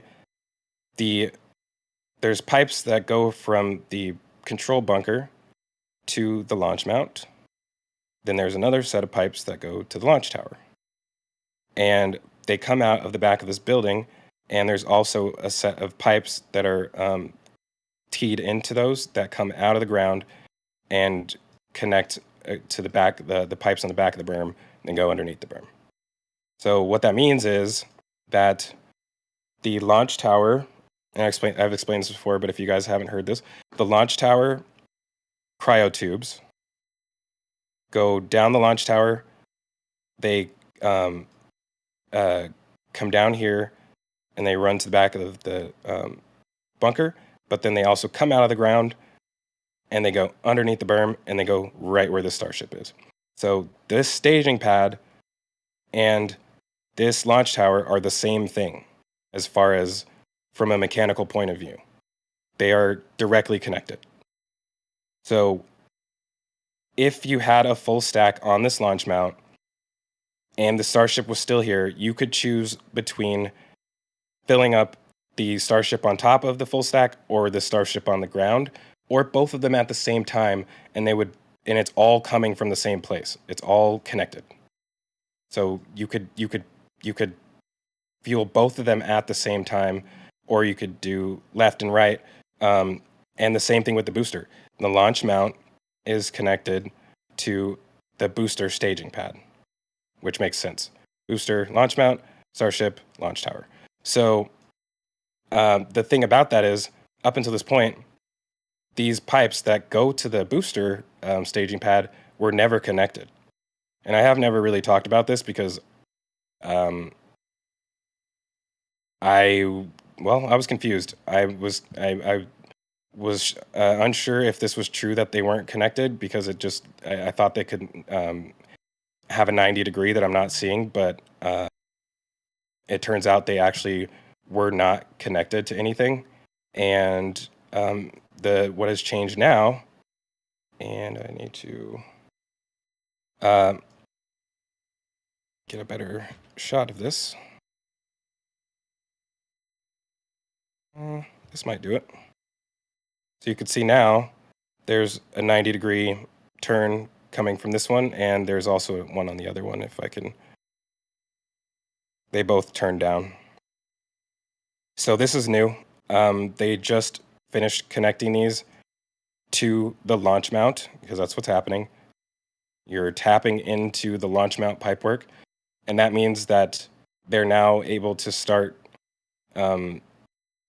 If you talk about the completion of commissioning, you would have commissioning of the launch mount, commissioning of the launch tower, staging pad 1 and staging pad 2.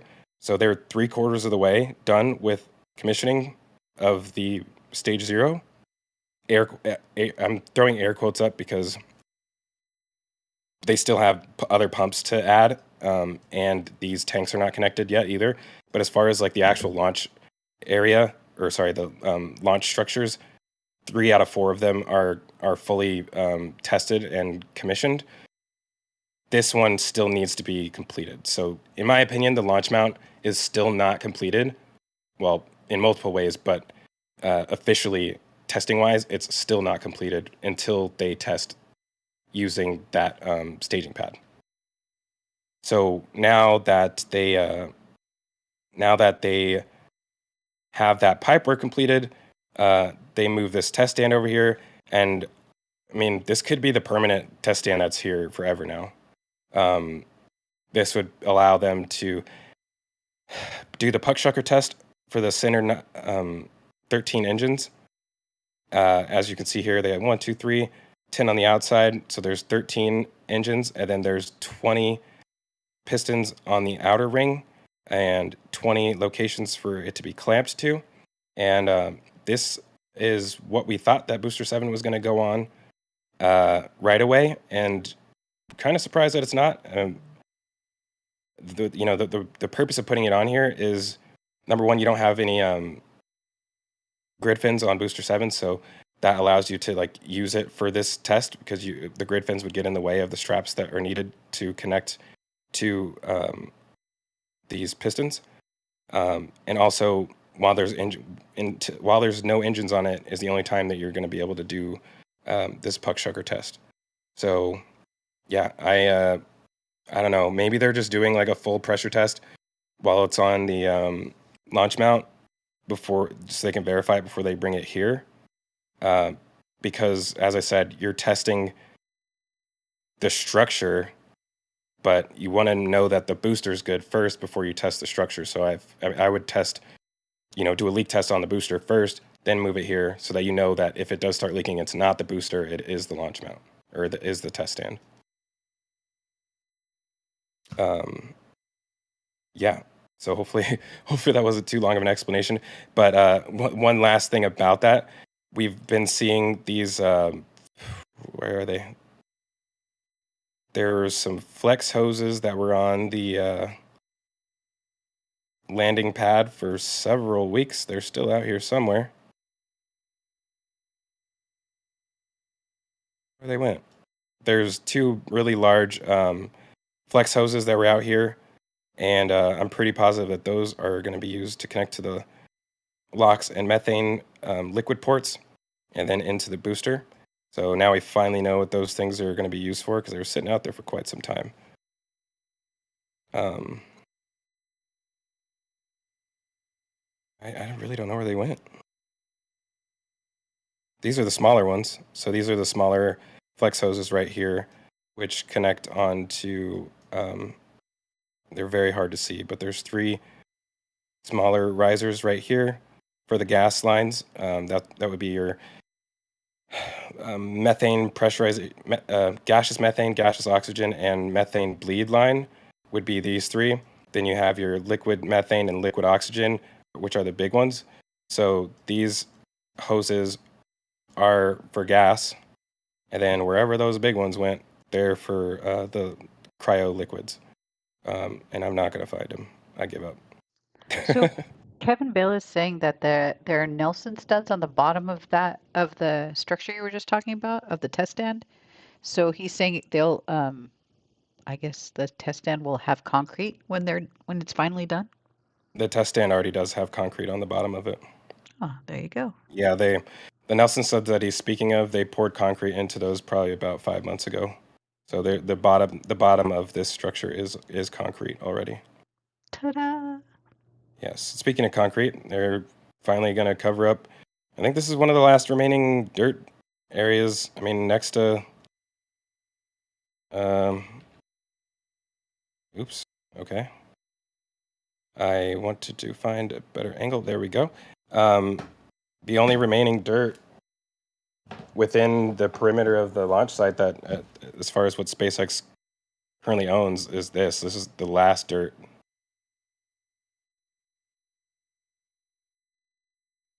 So, time to get those street sweepers out here and like for real clean it up for the last time. It's going to be nice not having dust flying all over the place. I'm sure Jessica and Starship Gazer, Mauricio, everybody else who's out there live streaming and taking images will definitely appreciate not having dust in their lenses and whatnot. This is the last concrete that they're going to be adding over in this area. But I was trying to get a good image of the. So that I goes along really with love this Shard shot. Baby's question too, about where they've been pouring the concrete at the launch site. So have they been pouring it here, what you're saying? Yeah, it's got to be here. Yeah, they probably poured it right in this area, because all of this is completed. Hey, wait a And minute. So, is there room? Like, go scroll back up. Is there room to put the berm? I assume there's going to be a berm around the new tanks there.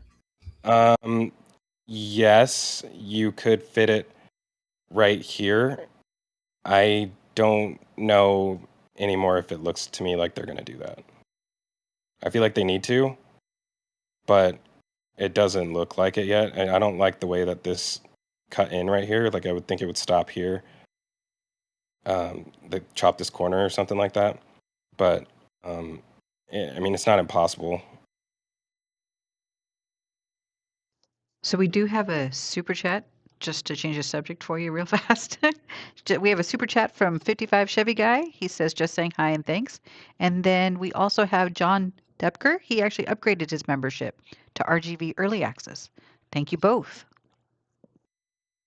So it looks like we were at 400, but somebody took their like away. So thanks to that guy. Keep us at 399.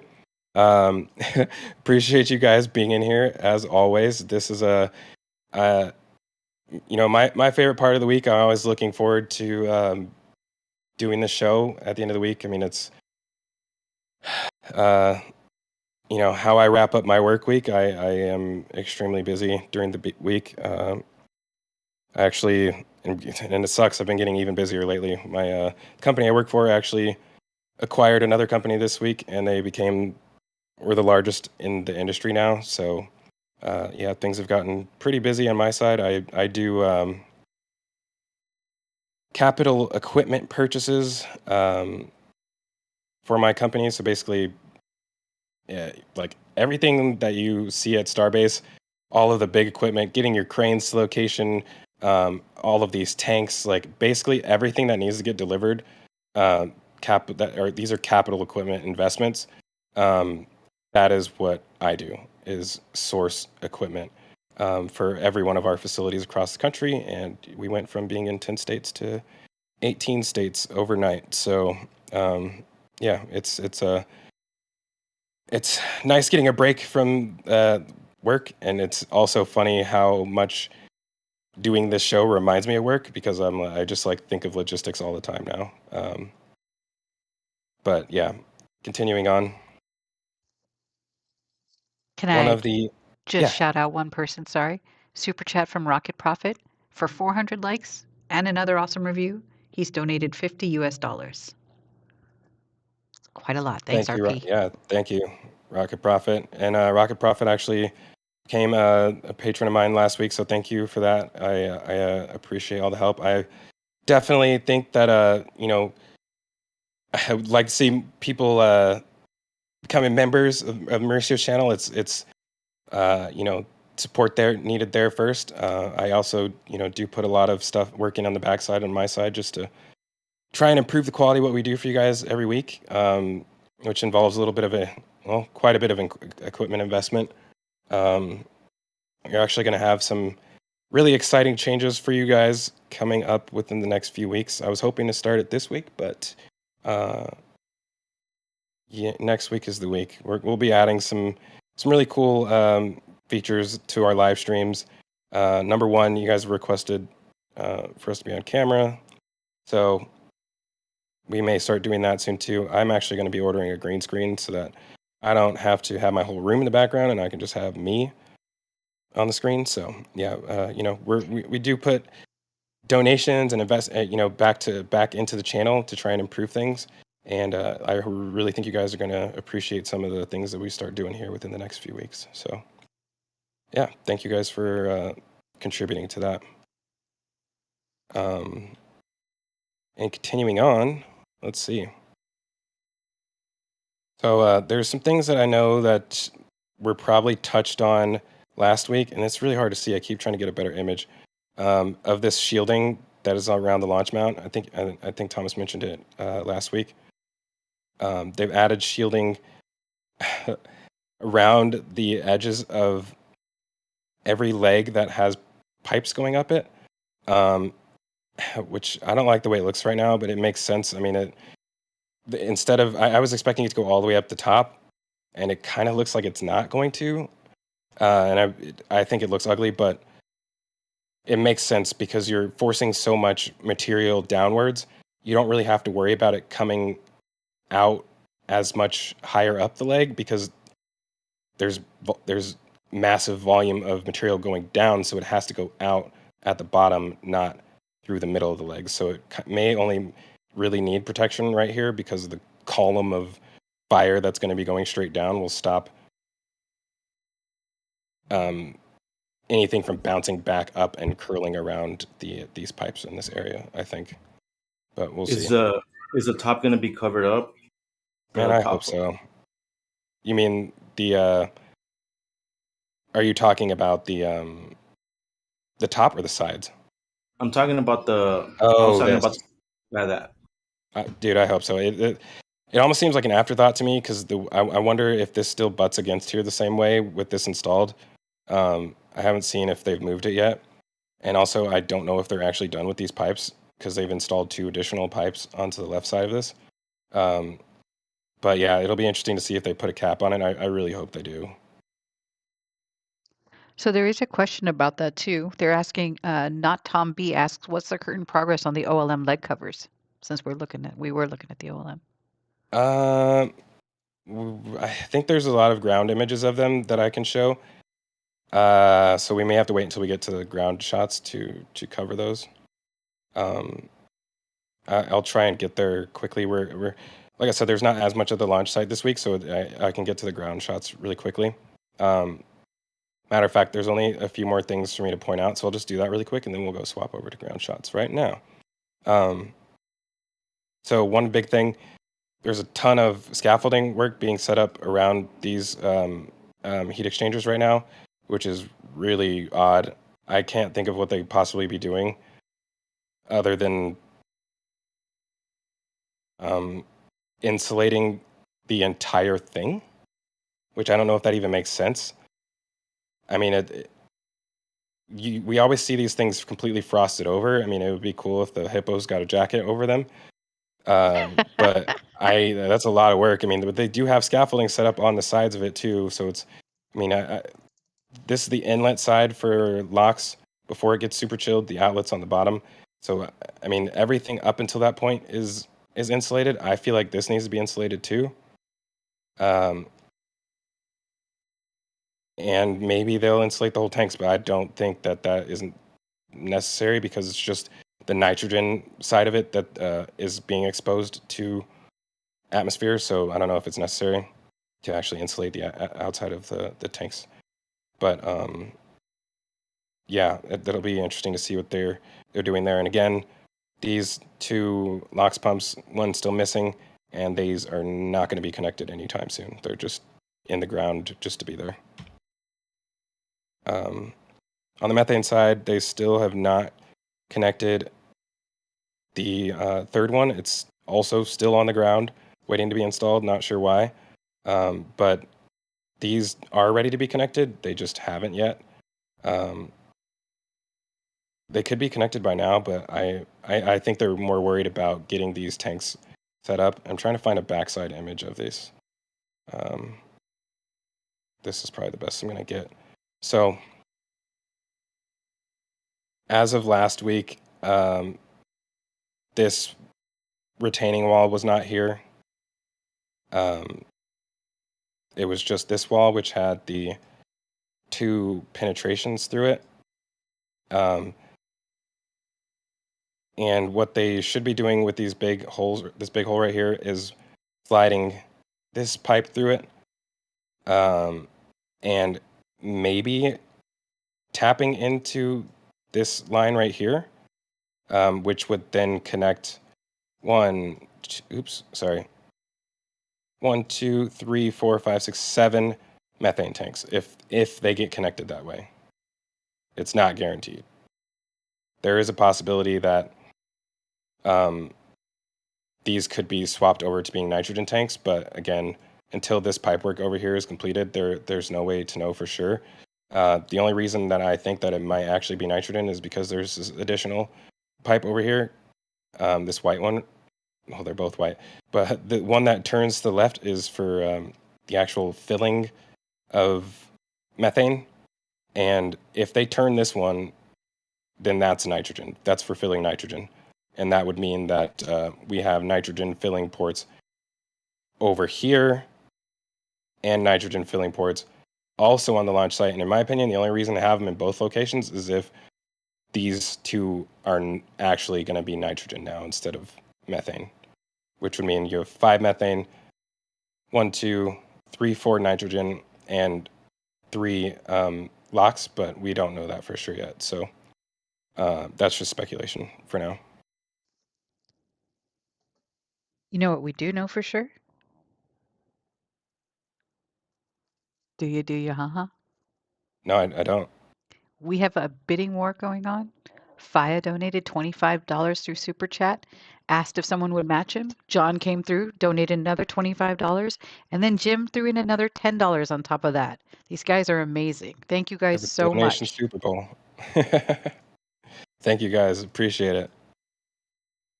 Oh wow, this is amazing. I like the way these SPMTs look compared to the other ones. It's almost hard to tell that they're separate units. So funny. I'm so used to people saying mixing up the letters. I literally almost corrected you, even though you said it right. SPMT. Yeah, I don't know. I say the full phrase in my head, so I rarely call them the wrong thing. I always self-propelled modular transport, so fairly easy to remember if you think of it that way. Sorry, I just noticed this thing down here. We saw this this piece inside of the test structure. I don't know if Thomas kind of explained what he thought it was, or if he had an explanation. We called it the guillotine. He didn't know what it was for. I think it may be a form of a load cell, almost, where what you would like, and I could be 100% wrong. If this is a load cell and it's able to measure a force, then you connect it to the in between each of these pistons, and you connect the piston to it, and you pull downwards on it, and it's like you're calibrating each piston individually using the load cell. I'm pretty positive that's what it's something related to that. So it's a calibration tool? I think so. Oh, so it wouldn't be the thing that I thought it was with a thrust puck? Not a thrust puck, a puck shucker. No, yeah, I mean it's just because this is used as they were installing these, so it's a post installation test structure, and to me, it looks like a load cell. It looks like something that you like if you would hang something off it in order to determine the weight of it. Could be wrong, but I haven't really seen anything else, any other evidence other than that. I'm pretty positive that's what it is. We are pretty much almost wrapped up at the launch site, and we have a ton of time left in order to go through ground photos, so I want to go ahead and do that.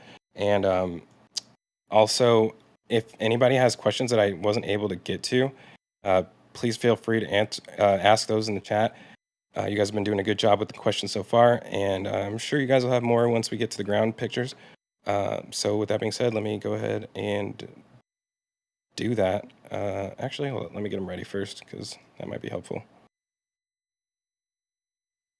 Oh, Mauricio, okay. How long did it take you to take those ground photos this time?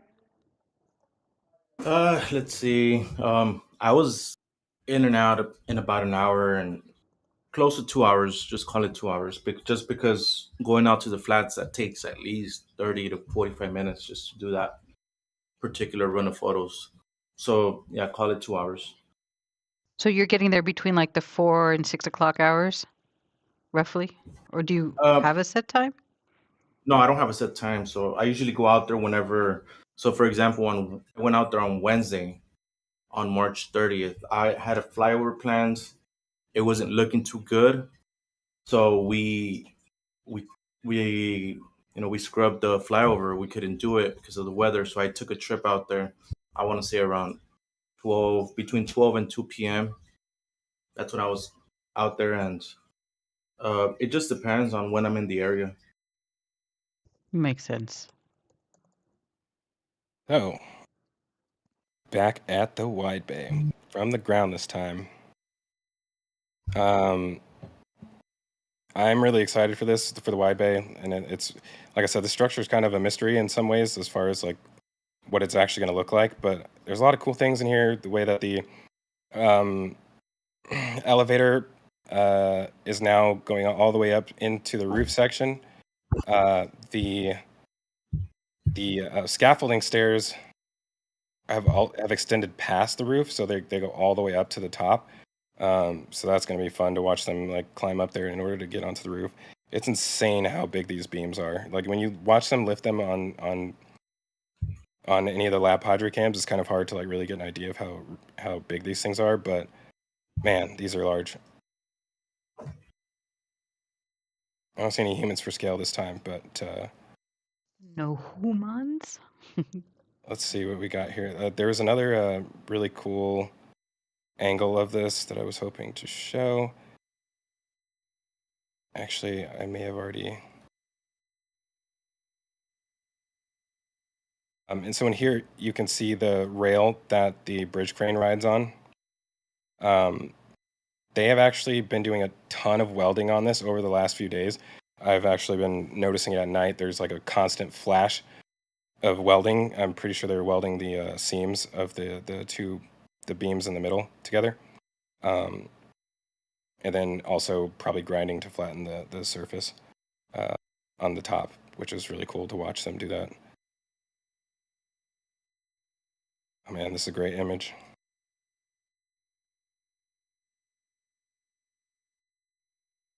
I'm not going to talk about this one too much. I'm going to try and move through them. Let's see here. Make sure I get to all the new stuff that's in here. There's always fun things in Sanchez, but it's really hard for me on the ground to be able to tell what's going on in there. Oh, hey, look.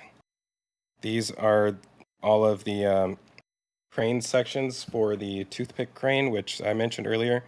And I actually didn't get a chance to show that picture, which I will right now. So if it pops up, maybe. Are you sure you This want to is open it? Hey! yeah. This is the toothpick crane right here. Is basically a The TNT crane. yeah TNT crane. It's really really long as far as like the boom, and then it has this massive jib attached to it, a lattice boom jib, and you can see it on the ground right here before they installed it.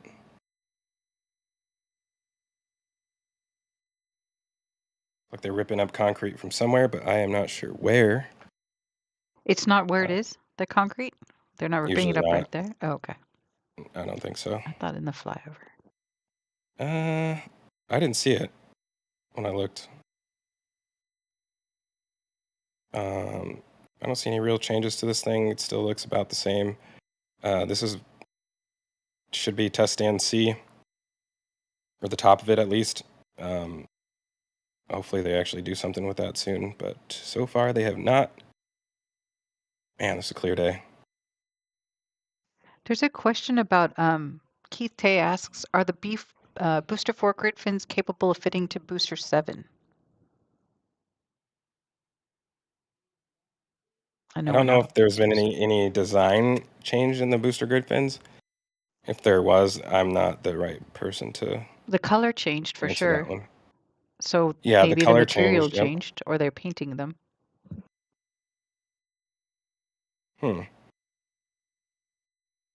I never realized that this test stand. What is this? This is okay. So looks like a QD was actually meant to go here. They just never installed it. How have I never noticed that before? If that's true, then that means that the Starship is actually tilted one clamp off from where it's supposed to be on this mount. This could be new. This could be new, actually. They may be altering it. I have to go back and look at older pictures to see if that's what it is, but this definitely looks like part of the mounting a QD onto here, a ship QD. Yeah, this is really cool, looking at how these attach on the older versions of Starships. When they didn't have the QD on there, it would just connect everything connected on the bottom. This is really, really cool.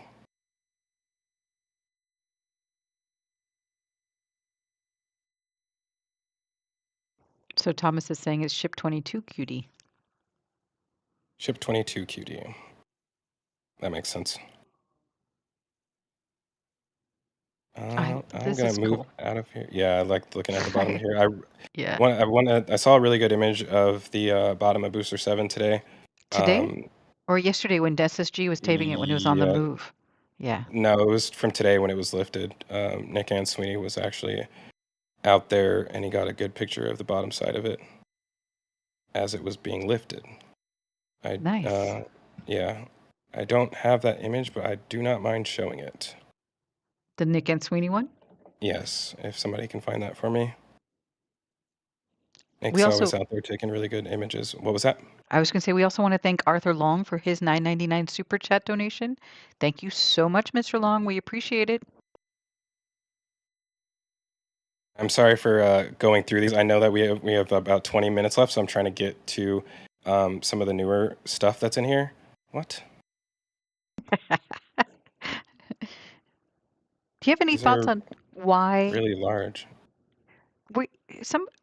I'll be quiet. No, go ahead.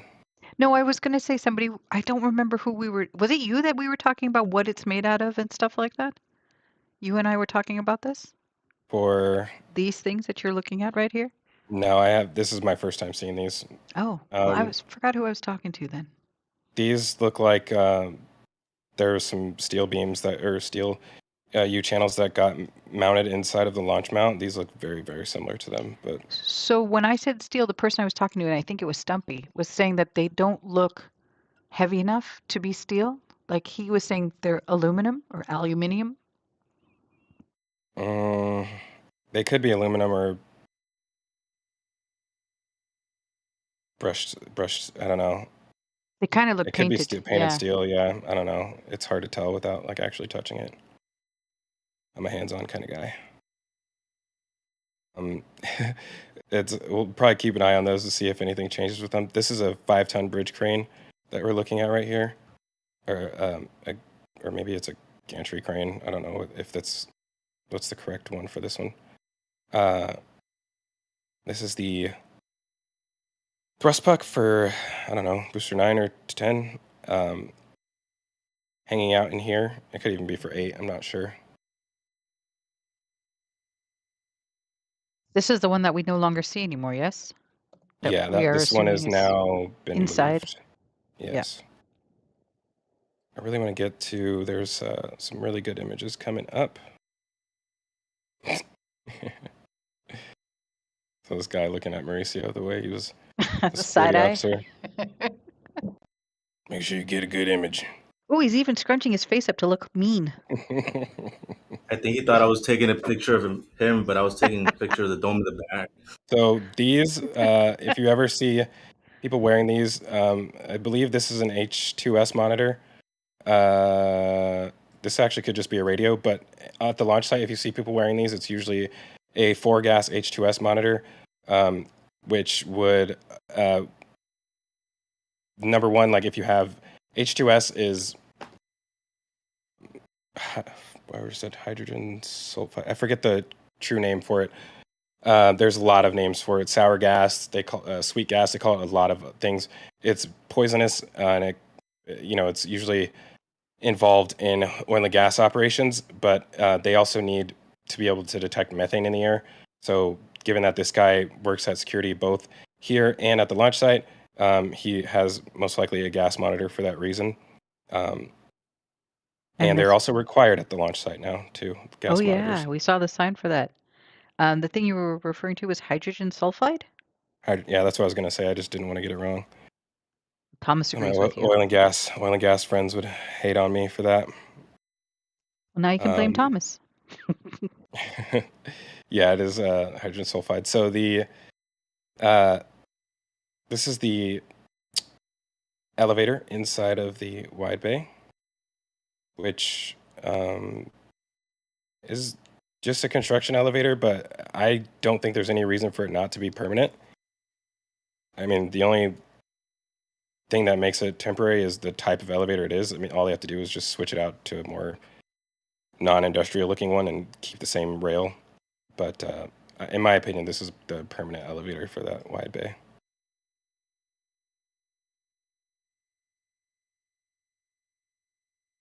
And I am... You're saying this elevator is permanent?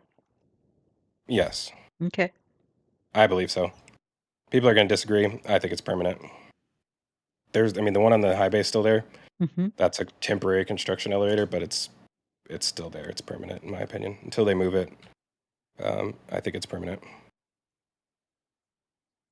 So, what do we got here? We got Booster 7 while it was in the high bay, and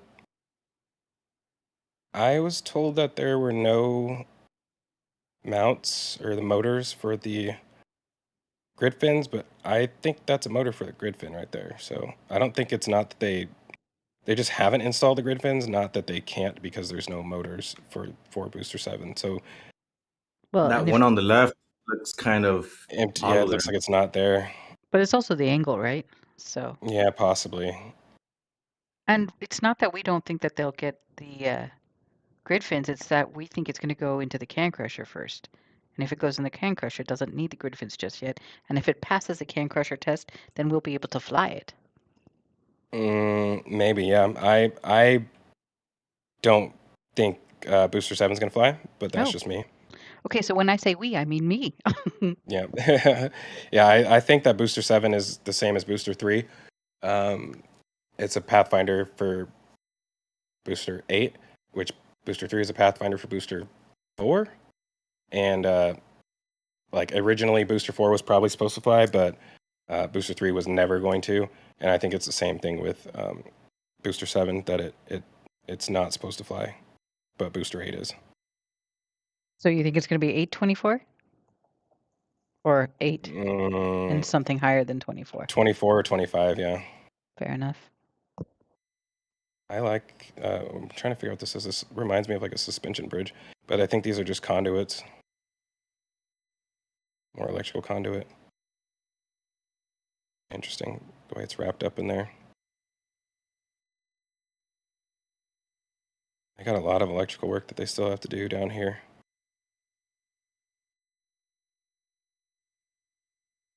Let's see if I can locate those.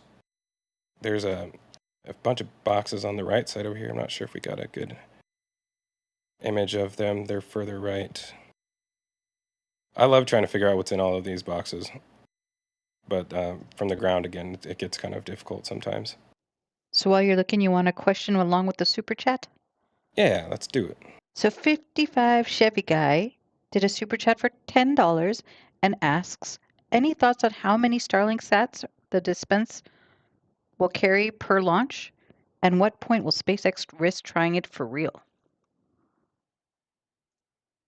Hey Zach, before you answer that, if you go back 2 photos, you'll see the paneling that I was talking about, and I think that's what we were talking about earlier.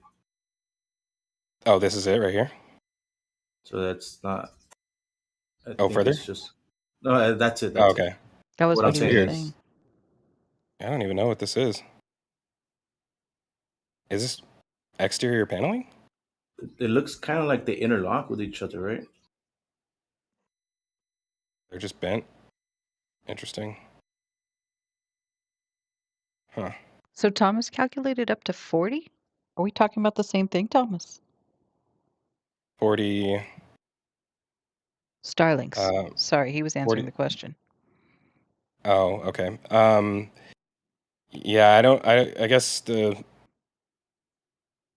40 Starlinks, I would think that there should be more than that, but yeah, I personally don't know. I know that there's been several people who've done some really good renders on it.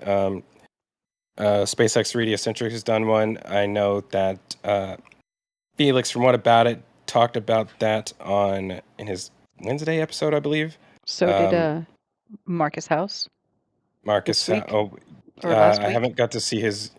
Oh, last week? Yep. Really? It was either last week or this week or both.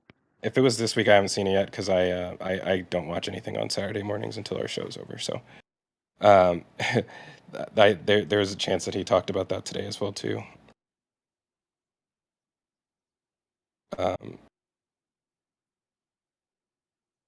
Let's see here. There's the door. This is one of the animations that I saw, which showed the.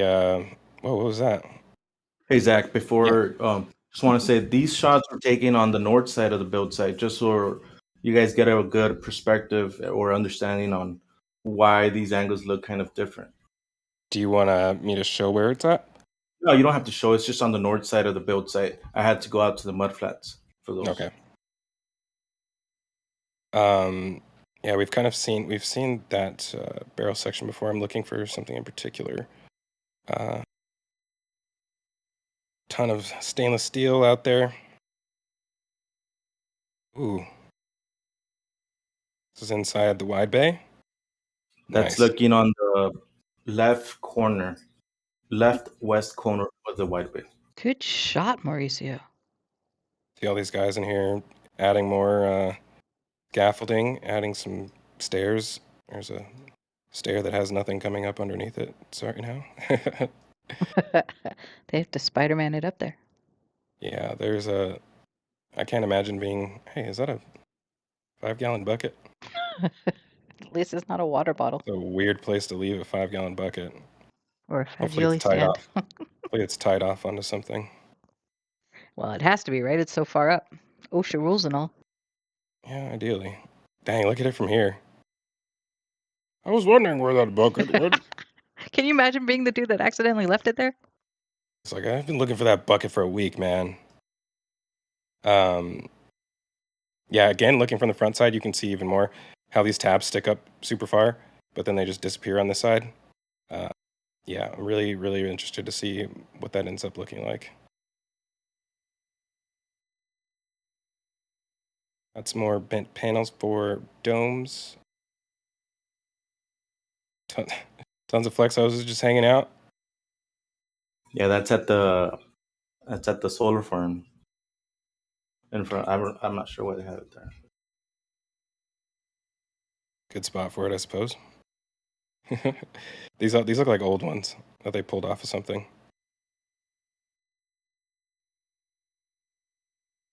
I'm not sure what we got here. You know, sometimes when I take photos, sometimes I just take photos of random things, hoping you guys catch something. Oh yeah, I mean it's always it's like a scavenger hunt for me every single time I look through these pictures because I never know what I'm gonna find, and sometimes it almost ruins it for me if I like ask people to take pictures of certain things. It's like cooler to just see what they show up with. I have Just to. Yeah, go ahead. I'll go first. Sorry, sir. No, real no, quick. no. Yeah, please. SB Shepherd, thanks for the donation on PayPal. I just got it, so I appreciate the coffee money. That's awesome. I was going to say, you were talking about your random photos. There's one of a gigantic spindle that I think is an amazing one that we couldn't figure out why you took it, nor could we figure out what it was for, but I thought it was amazing. It was a big, gigantic spindle. I know which one you're talking about. We kind of mentioned before the shielding that goes around the launch mount legs. So it's hard to see right here, but there's a wedge that they installed on the inside of each one, which most of you know about. And then that wedge continues out with these new panels that they've installed. Again, I guess it's just the curve of this right here that I'm seeing. If it was flat, I would think maybe they would install it all the way up. But to me, it doesn't look like they're gonna do that. On this side, it kind of looks like they might, but the other ones don't. I think this one may get covered all the way up, but I just don't. It doesn't look like that on this side.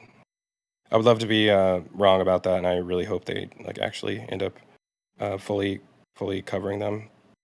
I feel like if they leave it open, the kickback from all the dirt and everything's gonna accumulate in that little gap. Yeah, I agree. Ooh.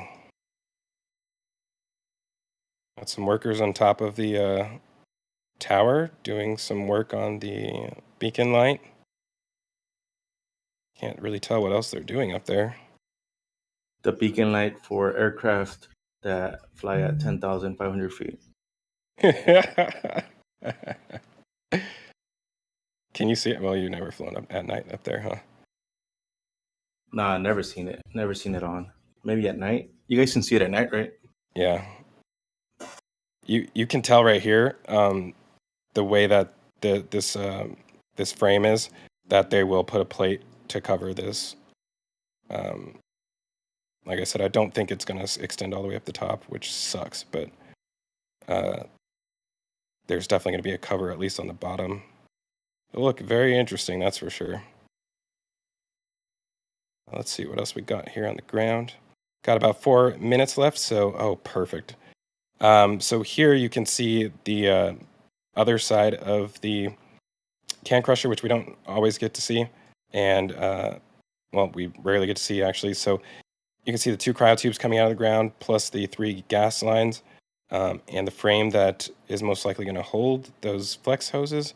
These straps look like actually to hold the 3 flex hoses that are going to come from here.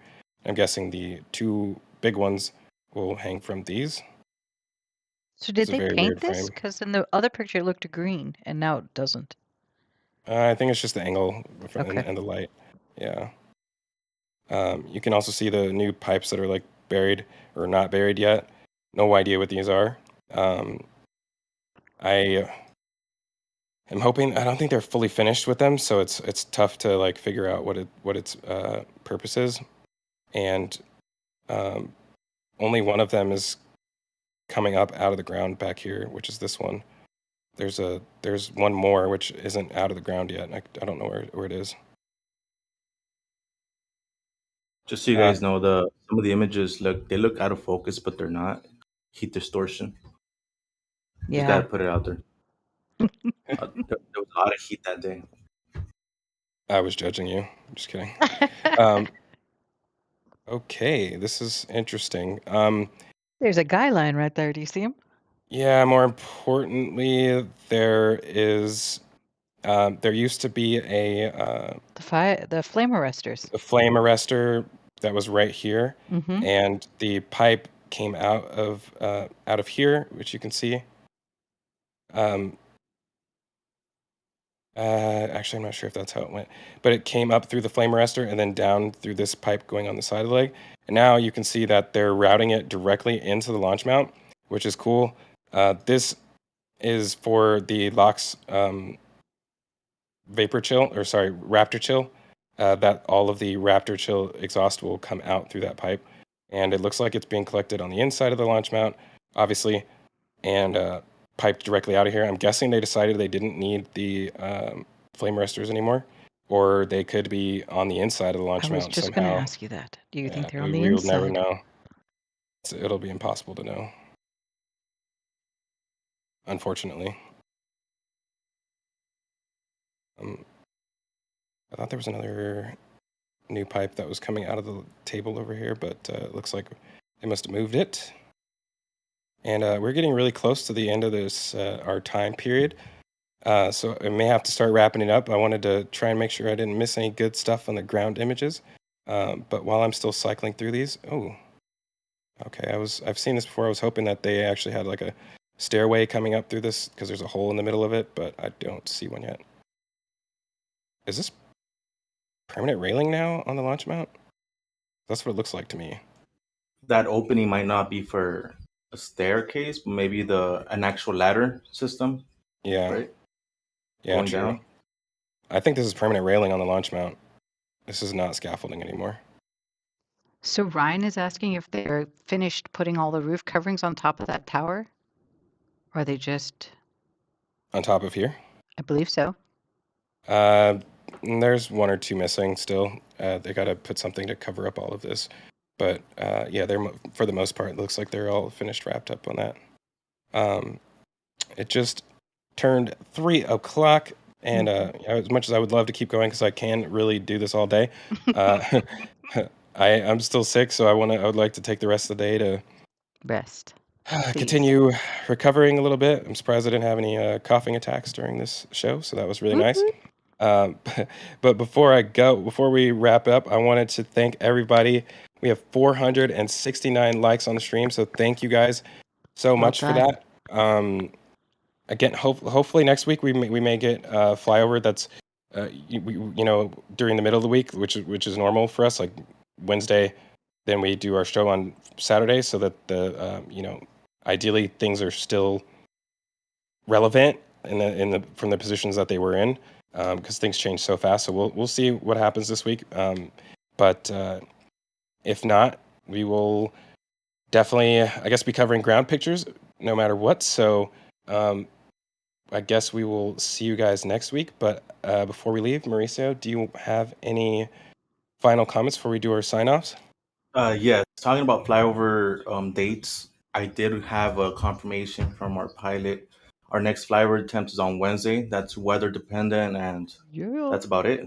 So keep an eye for that.